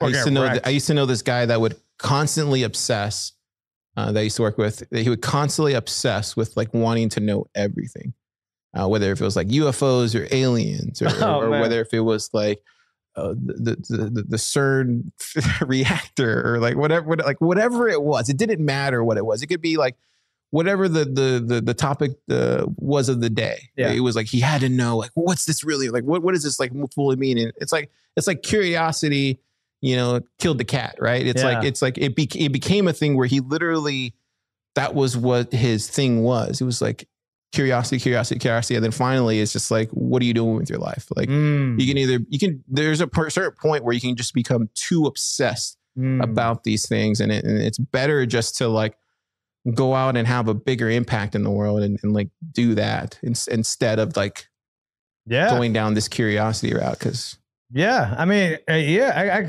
not as hardcore as that example you gave. I can relate to that in some sense, right? Like, I'm a very curious guy. I think that was one of my biggest strong suits growing up, was I was a very curious guy. Not to the point where it became my detriment, like in that guy's example.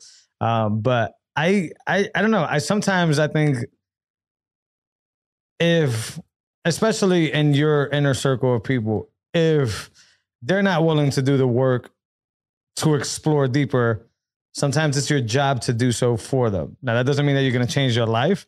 And it may not even mean that they're going to care for the most part.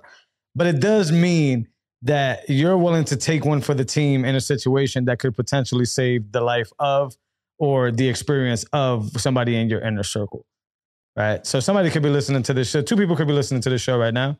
No, we definitely got more than 2 listeners. Oh, I didn't mean that. But yeah, we I mean, we're not quite talking to bits level. We're just a pleb podcast here, as you can tell with our mediocre equipment. But like, I should have ordered a different. Well, actually, this is pretty good. But like, this is high class right here. But like, everything else is mediocre. You got, come on, man. You got 2 mics. Like, I only got 1 mic. But, we have more than 2 listeners, Mr. Talking in Bits. Cool. Sorry. So you're 2 listeners. High level production over there. All right. So Talking in Bits, 2 listeners are listening to this episode right now. It's basically Simon and probably Dono. Hey, what's up, guys? Well, Simon, give us some boost. Make us feel important here. So you have 2 people listening to the show, and once again, that one person is like, this guy's a complete nut. He's just a conspiracy theorist, tin hat foil guy. And who, you? Me. No, you're totally not. Underneath this hat is 10 for sure. No, you're not that guy. And then the other person is probably listening, just completely fascinated because life continues to kick their ass every single day, and they just want that single small thread that can get them in the direction of, let's be simple and say, freedom. That's a very broad word. That's my conundrum that I want to put my listeners in, and anybody who listens to me, whether it's in a friendly conversation, life, like you and I have had personal life conversations, or tin hat stuff, is, hey man, I'm gonna give it to you as honest as I could give it to you. Right? That's what I like about you, Jose. Right. You always give it to me honest. Sometimes it's tin hat Jose, sometimes it's not. Just like, But I always leave it up to the person. Like, it's that thing. And so I'm not trying to like turn nobody on anything. I also don't know how we got down the whole rabbit hole of drugs. But to me, it's like, what fascinates me. Hilarious. I do too. What fascinates me, it fascinates me. And I can't seem, like, years ago, I started hearing Rogan episodes about this. Let it go. I was like, read a few books, also let it go. And then lately, my wife, not to kind of throw out there, she's a baker by trade. She actually went to school for this, a baker. Oh, cool. And, right. And now she's starting to experiment with, learn about and experiment with microdosing baked goods. Whoa, really? First started. How would that even work? She's figuring it out, right? But she started with cannabis because in Massachusetts. You should probably go to Planet K. Is that a strip club? No. There's Planet K. It's an Austin establishment, but it's you where want to do this. What's that mean? No, I'm trying to point to it. It's they're all over the place, but that's where people go to get like what you're talking about, to get like all the paraphernalia stuff, like. Anything regarding like I don't want to say that word, but anything regarding like your curiosity into the organic stuff of the world, like that's broad as hell, but okay. But that's where you would go. Is it edibles? Is that what you're trying to say? That too. Yeah, like you would go to Planet K, and they're all over the place. That sounds like a cult, fam. You trying to put my wife in a cult, fam? No, dude. It's pretty based place to go. It just sounds like a Planet K. That sounds like Planet K. It's called Planet K. It's like, but they're all over. It's like Waterloo or like around here. It's all over the place. Like it's established. They've been around for like 30 years. I'll let her know. Yeah. So go to Planet K. But she wanted to do that. She wanted to like start with like she'd go to Planet K, and then she'll get plugged into like all those people that are looking for that. Cool. And then like that's like if somebody was saying like, hey man, where do I go to get this car? And I'd be like, I don't know anything about drugs, but I think people that might would probably be Planet K because that's where people go. But that's where people would go not to get drugs, but that's where they would go because that's where all the people who are into that stuff. Friendly resources. Let's just say friendly. It's a friendly resource center. Sure. Sounds kind of sketchy. Go to your friendly resource center. Yeah, that sounds super sketchy. But no, it's actually it's like a hippie establishment. Okay. It's one of the old establishments of Austin that we have. Luckily that still survived. It hasn't got canceled yet. If it's establishments, we're doing well. But and there is a crowd for this stuff, by the way. I tried to last time I went there with a friend of mine who was having like anxiety issues, like similar to what you were saying. And they were into like gummies and all this stuff. And I was like, I don't know where you would go and get that, but I'm pretty sure Planet K would either know or like where to get them. And sure enough, we went to Planet K. They had all the things that they needed. Sweet. So, and I don't even know the laws in Austin. I'm sure it's pretty free, pretty open. I don't know the laws either. If you get weed in Massachusetts, I'm sure you get weed in Austin. I don't know. But anyway, she was doing the edibles thing. She started that. She never actually successfully did this, by the way. I do want to put that as a disclaimer here. She was just experimenting with it. I don't want people to think like, I'm gonna hit up his wife to get some weed. That's not how we do things.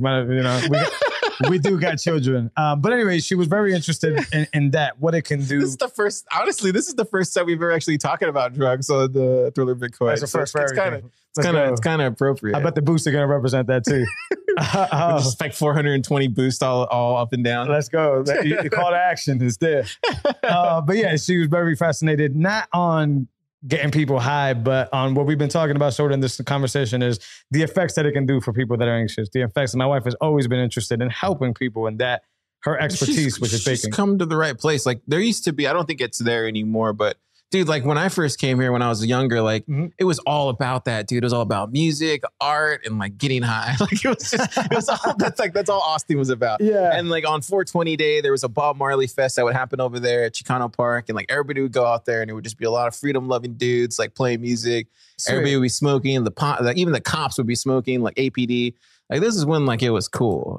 She's not like that though. But like it's not like that anymore. Right. She's really wholeheartedly. It's not even called Chicano Park anymore. It's called that's funny. Lady Bird Lake or whatever the hell they call it now. They took over, didn't they? It's okay. It's all good. I got a lot to say about that. But yeah, she's and I guess she's not a hippie in that sense. She's inherently like medicinal. Like that's really what she's trying to do. And I know a lot of people use that as a cape to basically be like, let's get high. Nah, she's really into that for a lot of personal reasons, her family and stuff that I won't even discuss here.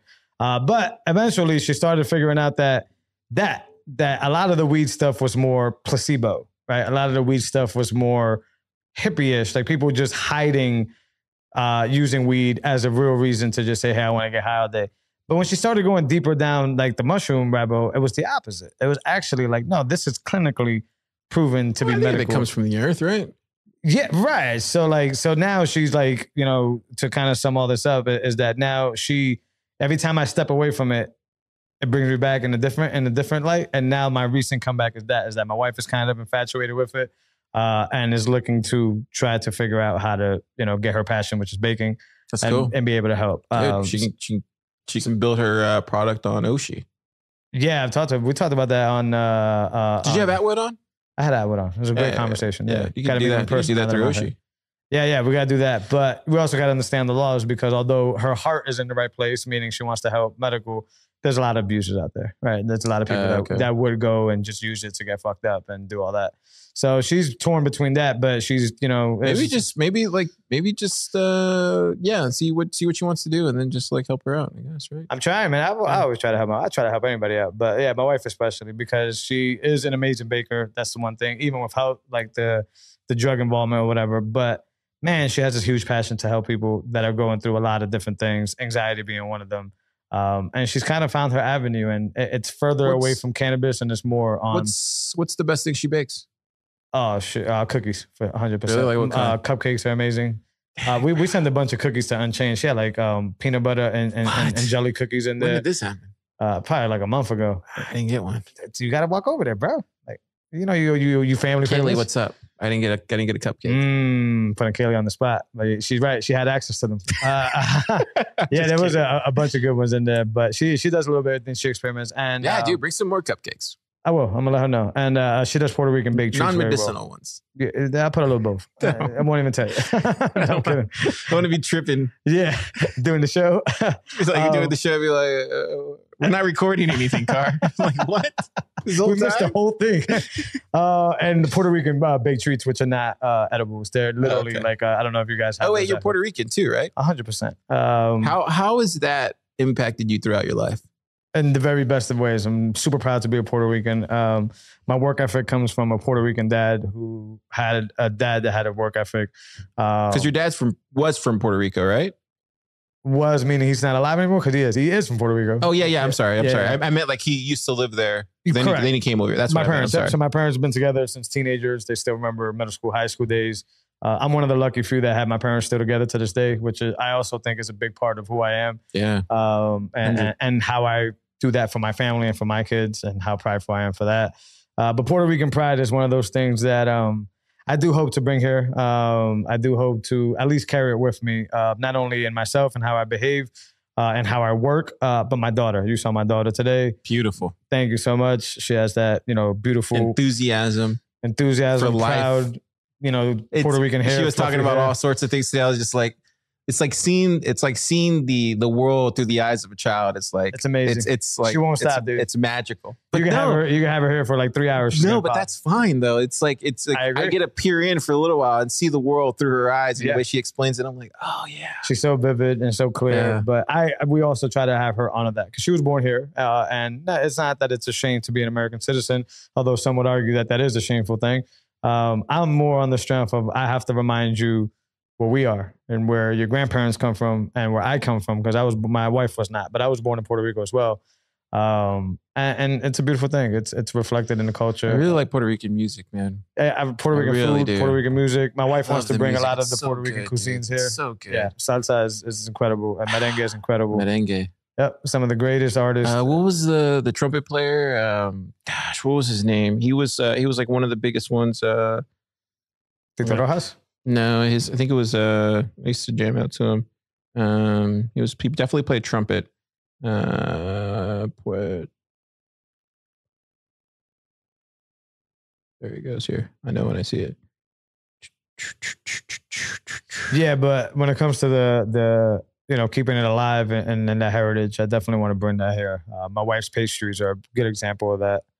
I haven't seen anywhere in Austin that has legit Puerto Rican quesitos and the guava pastries and stuff. So we're trying to bring that here as well. Trying to find.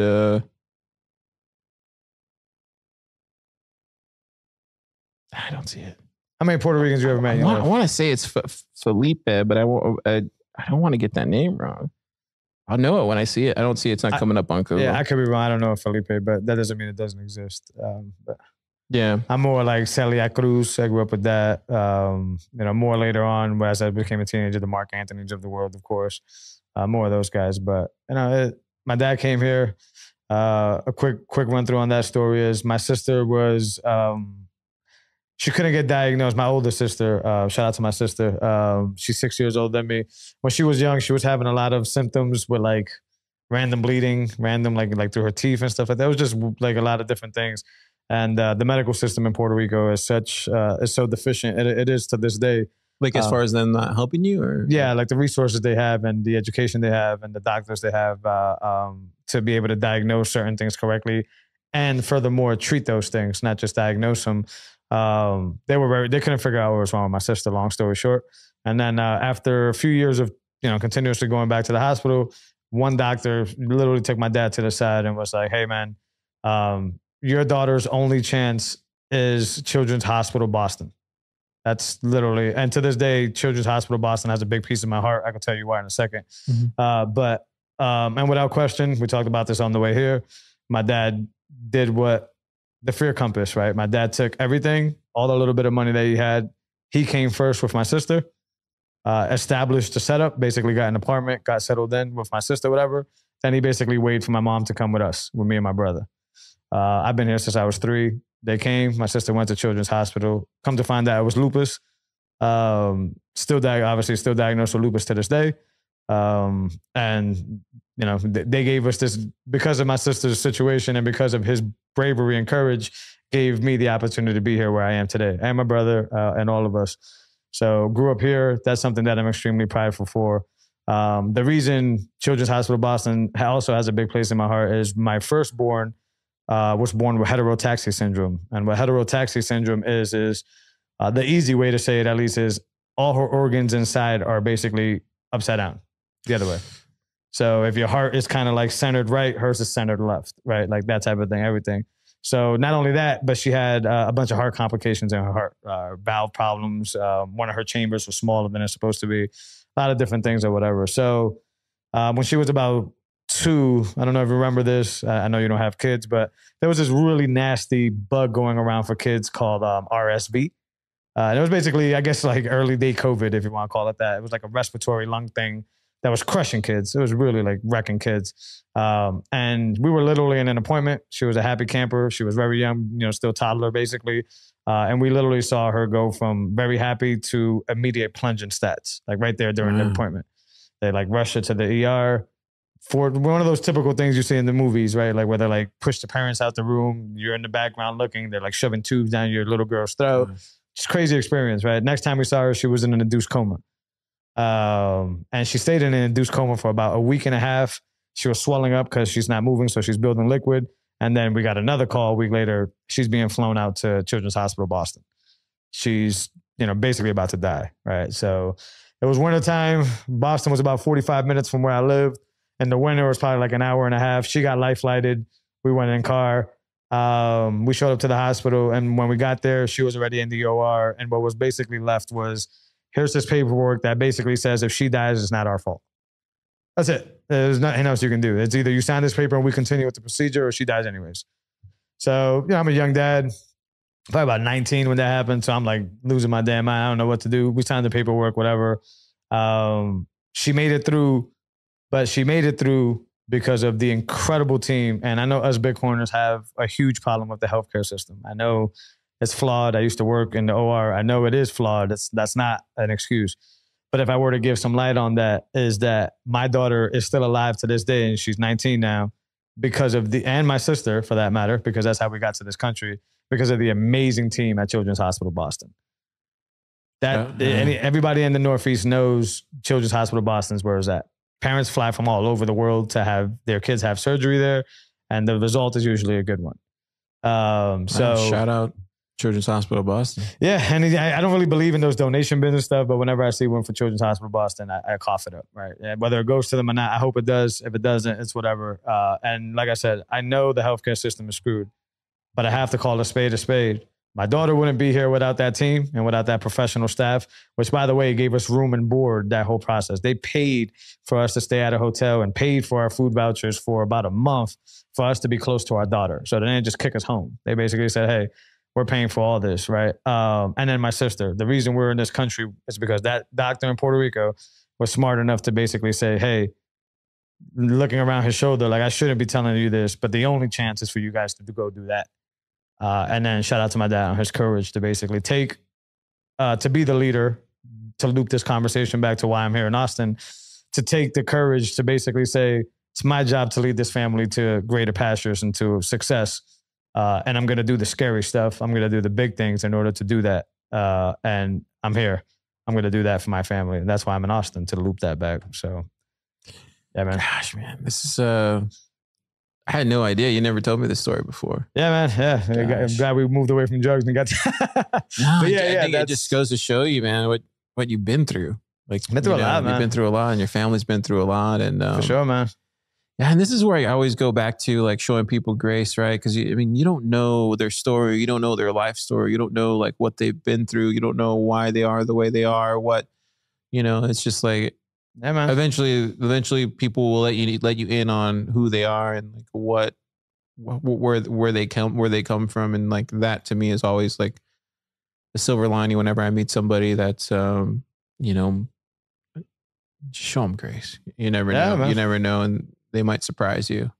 Yeah, no, and I appreciate the platform to allow me to tell that story. It is a story that I hold dear and near. But you're right. It makes me who I am. I've been through a lot. Been a lot through, young dad, tumultuous relationships, toxic relationships. Been through a lot of that. I talked a lot about my, drug use when I was younger or whatever. But I also was the other side of that. I grew up on the streets, so I also slung a lot of drugs too. And that was another crazy situation. It's right what they say. You either go to jail or you end up dead. Had a lot of friends that ended up dead. Had a few close calls myself in both directions. That's a whole nother rabbit hole that I've tried not to think about a lot. But I've been through a lot, man. I've been through a lot. I was telling you earlier, man, just like to go through all that stuff and to be here, right? To be here having this conversation, to be here and one of, I say the best, and a little bit biased, but the best Bitcoin company that exists here that literally has a palace in the central Austin here. And that's Unchained Capital. To be an early stakeholder, to be a part of that team, to meet people like you, to do Talking in Bits, to do some of the stuff that we've been talking about. I don't know if lucky's the word. Might be a mixture of luck. Might be proof of work, right? Might be a lot of different things balled into it. I couldn't tell you what it is. But every single morning I wake up, I brush my teeth, I look in the mirror and say, holy shit, what the hell? How did you get here, bro? Yeah, man, and I'm going to keep that going. It doesn't stop, but I do think about it every morning. Like, I talk to my wife sometimes too. Like, I don't know how a kid from the projects who had nothing going for him makes it here. And it's not over, right? Well, as far as I can tell, That's awesome. I love hearing these stories, man. I get fired up. I get fired up. I'm glad I could do that, man. I'm glad the listeners could get that. And I don't even talk about this stuff on my show. My show is usually... Really? You don't get to talk about this stuff? I mean, most of the time I'm by myself or I'm interviewing, right? So I usually like to give the spotlight to the person I'm interviewing. And then when I'm on my rips, it's more like topics that I just want. Like my niche with the solo rips is literally like, I want to give Bitcoiners really, but listeners ammunition to go into their weekend when they go to their barbecues, when they go in, like, like I'm giving you like 4 or 5 topics that I'm going to rant on that you're either going to agree with or you're going to disagree with, but ultimately you're going to end up at somebody's barbecue talking about this shit.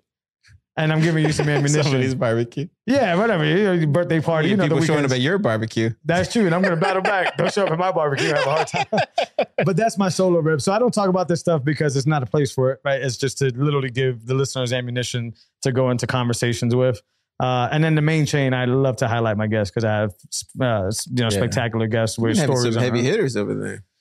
Yeah, man, very blessed at that too. Bitcoiners are great though. You know that, man. I mean, you've been on a few times, right? No, you were on the Jose Burgos podcast and you were on Talking in Bits one. You still do the Jose one? I don't. Somebody actually emailed me the other day talking about they wanted to be on. And I'm like, fam, I don't do that one. Yeah, I don't do that one. But value for value. I think Talking in Bits is the great That's brand. the one I'm most passionate about. Yeah, it's an awesome brand, dude. Yeah, the Jose Burgos podcast was great, but that was just me selfishly just having conversations. It wasn't like about the listener, which also is kind of good for the conversation, but yeah, man, I'm a big fan of your work, bro. Thank you, man. I've always been a big fan. You have. That's the thing. I want to let people know since that last year. It takes people like you to get people like me to keep it pushing. Like, it's one of those things that... Really? Yeah, man, it's been a lot of times. I mean... Why, though? The situation with Ben was another situation. Like, there's been a lot of times where I thought I was going to plunge it. Where I thought I was like, all right... Oh, you're talking about Ben, your co-host? Yeah, right. Ben, you don't have to talk about that if you don't want to. I'm an open book, fam. He knows this, but I never had... What happened with that? Just a difference. Because I didn't know, but for the plebs that don't know out there, Jose used to do this show, Talking in Bits, and it was awesome. It was like a morning like Sports Center rip, right? It was like the point. It was you and Ben, and you guys were like usually on the opposite sides of it, and sometimes Ben would bow back, and it would be back and forth. But it was a great like morning Sports Center Bitcoin show. Like that's what it reminded me of, right? You guys had like a rundown. Yep. It was very PTI, but it was like cool. That's exactly what it was supposed to be. Yeah, and then like so. It was high quality stuff because you guys were both like video talent. You guys were both talented video guys, videographers. Like you guys did it for a living and all that stuff. And then you had the music and the chops and all that stuff. But like what was interesting is that you guys just go back and forth. And then I think one day, I don't know if you called me or if I noticed, I was like, hey, where's Ben at? Like what's going on? Like, So like tell the plebs out there what happened. Yeah, this is an interesting conversation, but it's a very transparent one. I talked to Ben. Ben is my brother-in-law. That's first and foremost. He wasn't just a random guy I picked up on the street. Ben and I have had conversations about Bitcoin since 2017, very long ago. We've talked about Bitcoin. I decided, I was podcasting is something I wanted to do for a long time. Jose Burgos podcast made it up to 100 episodes, which equals 100 weeks, which as we know, it's about 2 years, right? We want to. So like I was already real balls deep into it. When I started getting deep into my Bitcoin run, the original idea is I'm going to do Talking in Bits as a Wednesday segment to the Jose Burgos podcast. So a good example of that is what Preston Pish does with his, where it's like a Bitcoin Wednesday episode, and then he does like the investment ones after that. That's a good example of that. So the Jose Burgos podcast was supposed to exist, and then every Wednesday you were supposed to get a Talking in Bits episode. Matter of fact, if you go to episode 1, which I call The Last Train to Paris, you would actually hear me tell you that, where it's like these are 20-minute midweek snippets of Bitcoin, of talking about Bitcoin. So that was your 2 weeks after that, I started I liked it. I was like, oh man, this is good. I got a good response for it. Like Bitcoin, I was very passionate about it. And then I started seeking out who likes Bitcoin as much as I do. Ben, right? So I reached out to Ben. Me and Ben were already disagreeing on a lot of things, as friends tend to do, right? We disagree on politics, we disagree with different stuff. So I told him, I remember this phone call. I was at my Fiat job and I was like, hey Ben, got Talking in Bits. Would love to do this. Would love to bring video. Would love to do all this stuff. But I want to tell you right now, I wholeheartedly disagree with you on a lot of things. And I think we need to keep that outside of the show. Right? I don't want the listeners to get bombarded with us talking about politics and stupid shit. He agreed 100%. And then we started doing the show. We did about 60 episodes together, 55, something like that. It was great. But, Ben would agree to this. In his professional career, which is video for businesses and video for weddings, he started to get really busy. Right? And we started shifting the dates, and I was cool with that because I wasn't as busy. I just started out Unchained, pretty set schedule, et cetera, et cetera. But there was a month or two where he started forgetting we were recording, like literally just like not show up. Yeah, he just got too busy or something. Right. I'm giving him the benefit of the doubt. I'm going to say that. He could speak for himself if he wants to. And then there was even a few situations where we had guests. Oscar was one of them. Tarantula was one of them. And he would literally show up unprepared, but also forget the guest. Like, who are we interviewing? And things like that. And I respect my guests, highly. So we should prepare for these people. They're giving us their time. So that was one of those things. And then the final straw was, we release every Wednesday, and he was going to fly out for a job, but he assured me that if I send him the files, they'll be done. Wednesday came and went, no episode posted. I didn't get no files. When I reached out to him, he was like, oh, I could do it now. Cool. That's fine. Things happen.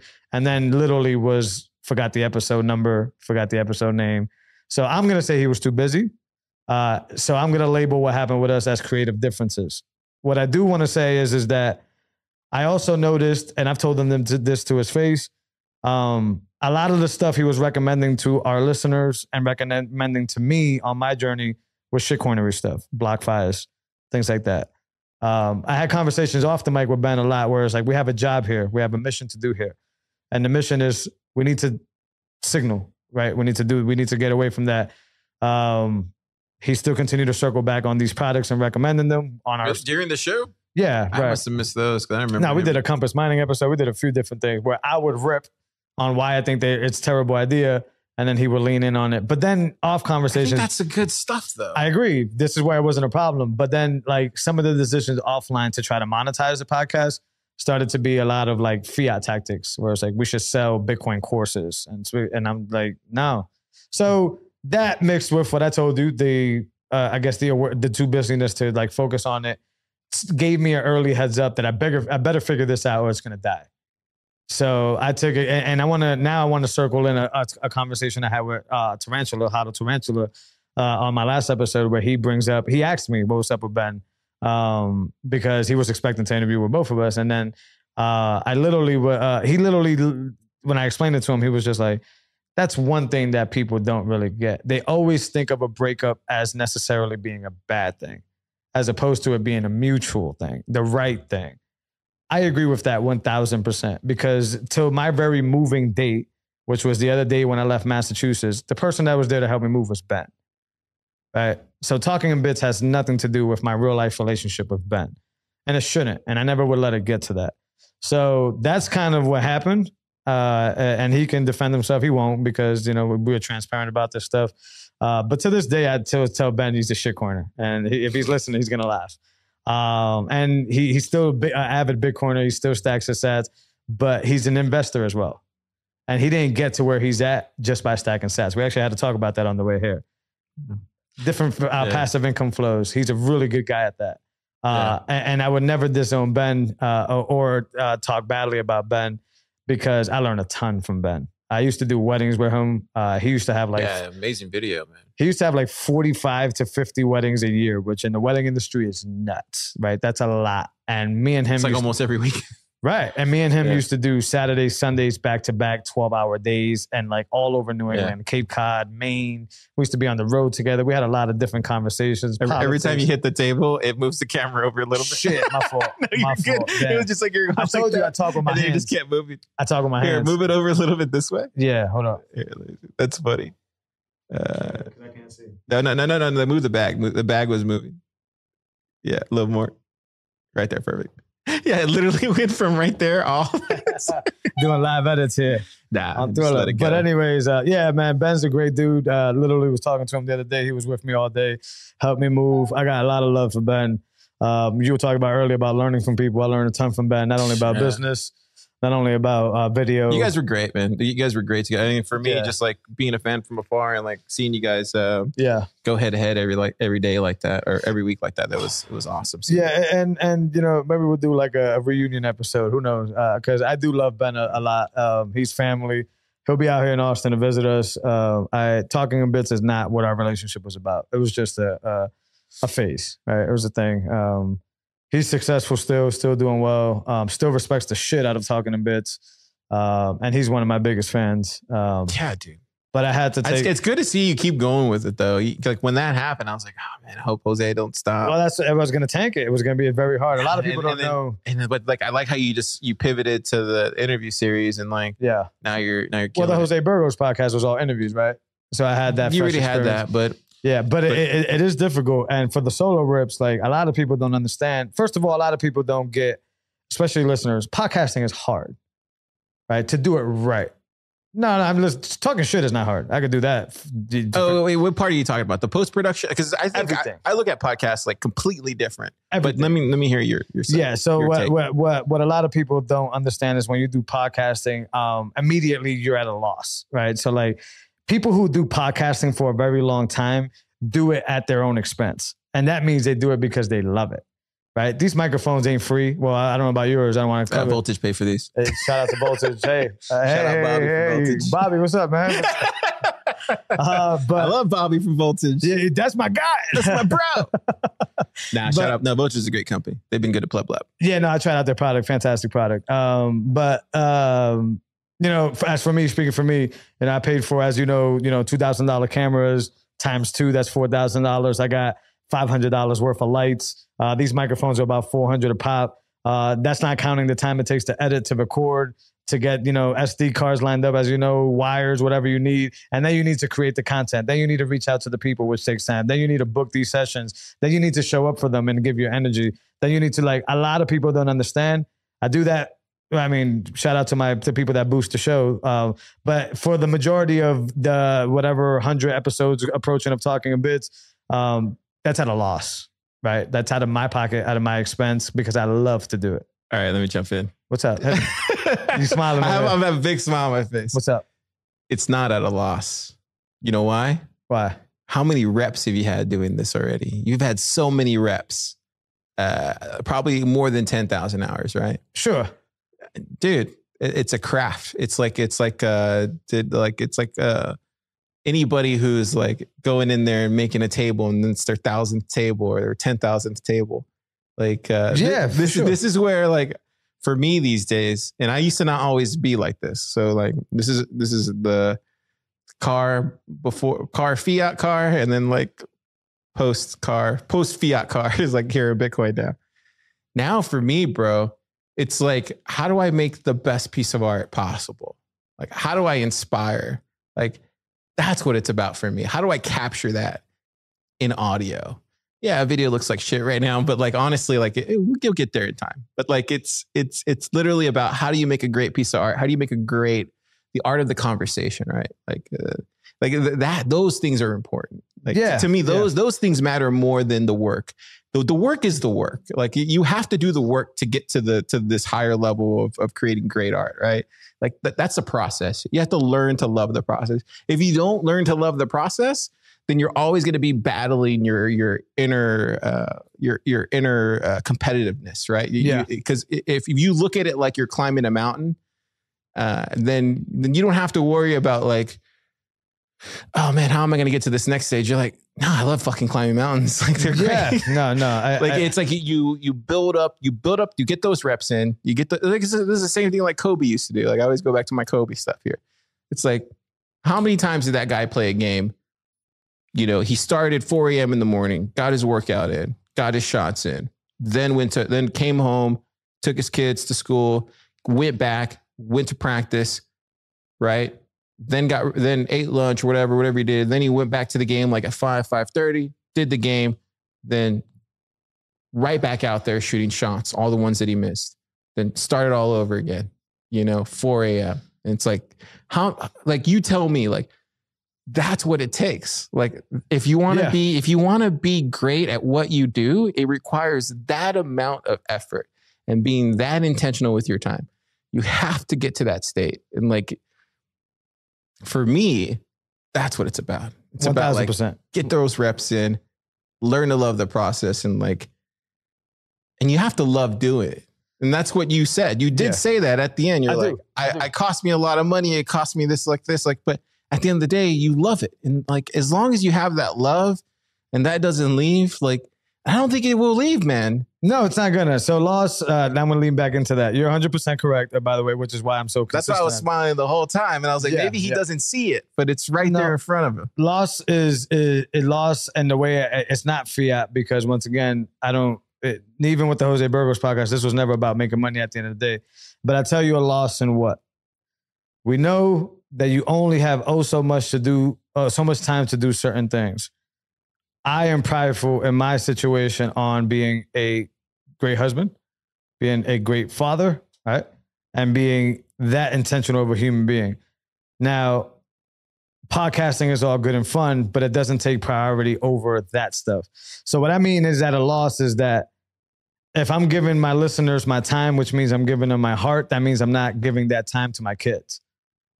That's something that needs to be, most people that are listening to podcasts that basically say skip, don't appreciate what goes into it. I'm not saying that people need to pay me to listen to the show so I can make up my camera gear. I was going to have that regardless. I'm saying that there's not a price in the world that you or anybody that's listening can pay me that's going to give me that time back with my kids. So before you press skip, you might want to think about people like you, people like me, give listeners our heart. Because we don't have to be doing this. We could be doing other stuff. That's respect, bro. But you're right, though. When it comes fiat-wise, it doesn't matter. We'll say one thing.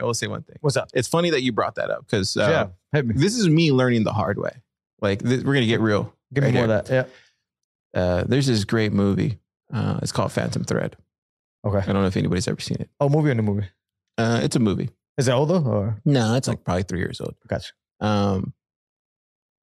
When I went through my divorce, right? Like I was podcasting during that time. I was a creative during that time. At the beginning of my relationship, I was still playing music and stuff like that. Yep. And then at some point during that relationship, I had to move over to a fiat job, and then podcasting music pulled me right back in. Yeah, it does that. It is a magnet.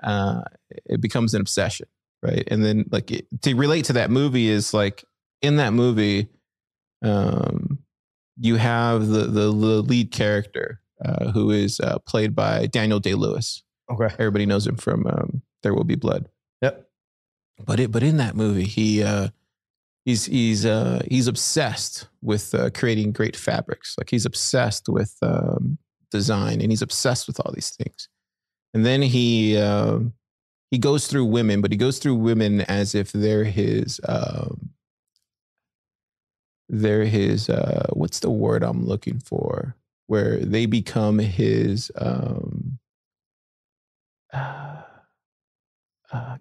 like toys? No, not toys. Where they become his patterns. No, his imagination, his thing that he uses to get him to where he needs to be creatively. His vice. It's not a vice. It's there's a word for it. Okay. It was what everybody said John Lennon, or what Yoko was to John Lennon. It was his muse. Yeah, okay. The muse. There you go. I don't know why I blanked on that. But in the movie, you see this, and like he goes through women, but he uses them as muses because he's artistic, and he has to have a muse for his art, and like that's what he does. Like, that's his prerogative.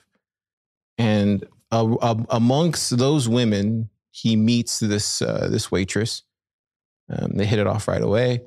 And then he starts falling into the same trappings where he's like using her as a muse for his, because he dates her in the beginning, and then he pulls her into the factory where he's making all this clothing. And he's like, hey, come here. And he's like looking at her body shape, and like he's like designing clothes around her, and he's using her as his muse. And then he finally gets to the point where he like wants to marry her. So he marries her. And like he then sees that this muse that he thought that he had wasn't that. It was completely different. She was completely different than that. And then it's a great movie. You should watch it. Then it becomes a battle of like marriage, where you have like this one side that's not talking to the other side, but maybe they are. And then like it's a battle of back and forth. And for me, when I see that movie, it reminds me so much of like what I went through.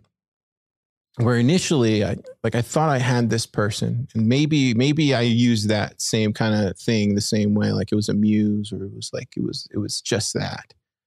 But I look at it now and I realize that regardless, it's something that I need to learn for the next one. Like it can't be something I take with me and keep doing.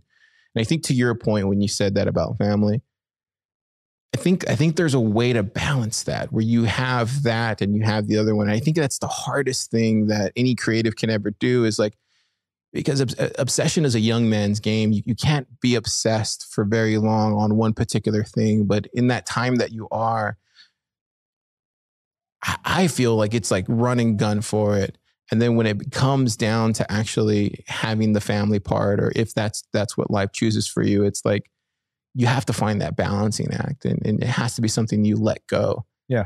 And how that works, we'll see in time, because I'll be recording this podcast and we'll talk about it. We're like, hey, remember that rip that we did a long time ago where I would talk about it? Yeah. I didn't know. But yeah, that's one movie where I look at and I'm like, man, dude. Yeah. That movie has so many like touch points that I can relate to. It's a battle. It's a battle. It always is. I think in that particular relationship it was. And so far, Talking in Bits has been that. And that's what I mean. The reason it's lasted this long and will continue to last is because of that. It's because A, I got support. Right? My wife believes in me. But B, I love to do it, and I'm willing to sacrifice that time. But my thing is that, you know, if you're listening, a lot of the podcasters do this at a loss. And I know loss sounds like it's a fiat loss, but it's not a fiat loss.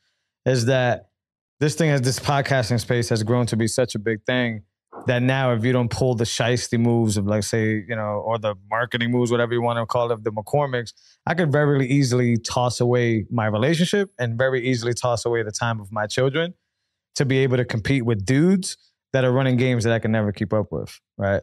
So the balance lies there. And that's what I mean at a loss. But I will continue to do it because I love to do it, right? And because the listeners, I feel that's my contribution to Bitcoin. My contribution to Bitcoin that I've figured out so far is that I learned this stuff really quick. I can express it technically. I could express it philosophy, you know, with the philosophy of Bitcoin and honor that. I could be real and I'm consistent, very consistent. And I think that that's what people that need to listen to Bitcoin Signal need. They don't need ads. They don't need philosophy changes. They don't need shitcoins. They don't need any of that, because this is a fight. And a lot of people like to sit back and think that Bitcoin is just stack sats and wait. Stack sats and wait. Oh no, I'm rich already. I see the post all the time. My kids is gonna be rich and all that stuff. And we have a lot of work to do in Bitcoin. We haven't won shit of anything. We have an inkling of what we can do and what we're doing. But you know, I know that there's a lot of work to be done by every single person that believes that this thing will become what it is supposed to become. And I guess for every single one of us, there's 15 to 20 of the dudes that are just sitting back and stacking sats and saying, we're going to be rich. See what I'm saying? So when I sit down and I give you a half hour on Sidechains, or I give you an hour and some change, plus my editing time, plus all that, I do that because I believe in this so hard that I have to contribute to it as hard as I can. But ultimately, that can lead to the loss of my relationship. Yeah. That can lead to the loss of time with my children, which no pleb, no asset, no Bitcoin could ever give me back. Yeah. It's a balancing act. But it feels like you have it figured out. I have to play that game. I figure it out because I'm stubborn, right? Like I don't let myself lean in any way. And then I work hard at being a dad, and I work hard at being a podcaster, and I work hard at being a husband to try to make up for that missed ground and don't make sure nobody falls apart. But as we age, we're atrophy. If I don't take care of myself, one of those dishes falls, right? And I can't juggle them forever. And I'm aware of that now before it happens. And my apologies to any Bitcoiner out there. I would obviously honor my relationship with my kids before I honor, anything that is not inherent to that. Yeah. So we run around and we say Bitcoin above all. That's technically true when it comes to money and wealth and that situation and separating the state and all that. Doesn't really exist when it comes to your family. And if it does, if you're listening and you put Bitcoin above your family, you might want to readdress that order because it's going to lead you astray and it's going to be a bad setup for you down the road. And you may end up lonely and dead with just your Bitcoin. Yeah, man. People don't think about it. It's real though. It's a hard lesson to learn, man. I don't want to say I chose Bitcoin over. No. But it could be construed that way, I guess, in a sense. Like, okay. But and I wasn't using your example, by the way. No. Okay. I know you're not. But I know you're reflecting. But I'm reflecting. Gotcha. Yeah. No. I just want to make sure. I know a lot of people do this. I know. No. It's something that this goes back to who I am. Like I love to reflect, and I like to know when I make a mistake. And I think it's we got a lot of work to do, man. Yeah, we got a lot of people forget that. A lot of people forget a lot of things to learn. Yeah, still. No, this game is not over. Young Bitcoiner. Yeah, Fiat is a big monster, and we're still fighting. But yeah, that's one thing that like my contribution is having these conversations and talking a bit. But yeah, man, I'm a very aware guy. I understand why my wife appreciates me and why she doesn't appreciate me. It's amazing, man. Appreciate that, man. Get my hand on some of those cupcakes and cookies and stuff. We're gonna do that. We're gonna put that in the books here. But yeah, man. I don't know if you got anything else from your card, but what's up, man? You got find anything? Hey, we're gonna sign off. What you doing? Well, I was gonna let it play out. I wanted to ask ask you one more question. We're going on an hour and 55 minutes. Love it. This is what you were talking about, like why the reasons you do it. I think for me, it's really simple. It's just like it's like trying to see if we can create something really magical, right? With a conversation, like that's really cool. And then like seeing like what we can do as far as like the music and editing and all that kind of stuff. That's cool. Then eventually we'll get to video. But I think for me, I just want to use it as a platform for plebs and for developers and for people that want to have like an intimate conversation. Like I'm tired of this whole like these talks of like with agendas and stuff like that. I really just want to have an intimate conversation. Yeah. And just like, let's see where we go. Like today, I had no idea we were going to talk about drugs and we were going to talk about like. We didn't even know we were going to record till dinner. Let's just go and record. But that's where like, I think what I try to do here on Thriller is just like try to just like have an intimate conversation and like try to pull it out of people and see what, who they really are. Yeah. And I think today with you, it's, I learned a lot about you, man. That's good, man. No, I think we learn a lot from each other every time we talk. No bullshit. I've told you that off the mic. Every time we talk, we like kind of just like both walk away from it like, oh yeah. So like it's mutual, man. That's why I love having these combos. As far as the show, I think you do that very well. And I think you're like that little mission statement that you just hit on there is being executed at a T. Like that's exactly what you're doing with these shows. And man, anybody I just try to be who I am. And you're winning, but you're bringing experience. Like you're growing, you're learning things, and you're bringing the execution side of it back to a lot of people think this podcasting stuff is easy. You think it's easy because you're already hitting free throws. But when you weren't hitting free throws or when you were just learning how to shoot a free throw, yeah, I guess you got a point. Yeah, man. This is like an easy golf. These are just like layups, bro. These are just like doing drills. Yeah, but it takes a lot. And now that there's like, I forgot what Curry's numbers were, but like if you go to podcast, that guy's a master. He's a genius. Adam Curry. He's gonna be. Oh crap! Well, this will be out when it gets announced. He's supposed to be at the next ABC. Looking on getting him on, at least meeting him, but also getting him on the show. Guy's a legend.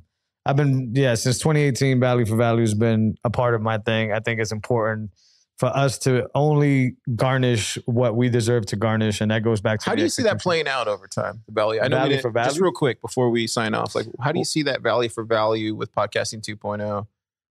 Because you know a lot about that. You're one of the early Bitcoin podcasts that actually jumped on that train.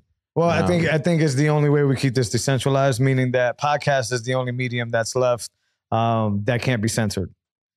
Which is why I'm so passionate about it, and I was so long ago. Now, before, it was a caveat to that, which is you couldn't be censored technically, meaning that your RSS feed could still live, but you would be censored because the big dogs, the Spotifys, the Apples would remove you from the platform or block you from the platform if you were to not play with their rules. So that's where the caveat, where a lot of people, especially video people, which I was late to, video people were more like, audio guys are never going to make it because YouTube is king and video is king and all that stuff, right? So I could never beat that. Now, when Kyrie came, and team, I don't want to put all the work on Kyrie, but yeah, when he came and value for value and the value block ended up on the RSS feed, that changed the game forever because now the situation came about where it was like, oh, the RSS feed will live forever, but there's podcasting apps that are not Spotify that actually would still broadcast my RSS feed and allow people to pay me what Spotify wouldn't pay me. This is where I think you're exactly right. Just real quick. Yeah, man. This is where I think you're exactly right. Like if the world collapsed tomorrow, we still could do podcasting, right? 1,000%. Right? Yep. Like, yeah, we need electricity and stuff like that. But like it's a small enough file. It literally is a small enough file. You're talking about like 136 megabytes at most. You can even drop it down to like 96 KB, right? Yep. And get it down to like probably like 30 or 40 megabytes. Yep. Right? Yep. You can drop those on thumb drives. Those could be spread across your like, and then that's spoken word. I had this argument. That's powerful. Like, and then like that to me is like how we share ideas, how this world is built. Like it's through. That's why, dude, for me, man, there's nothing more beautiful than like a nice day of spending time listening to music or listening to audio. Like, I hope I never lose my hearing. Yeah.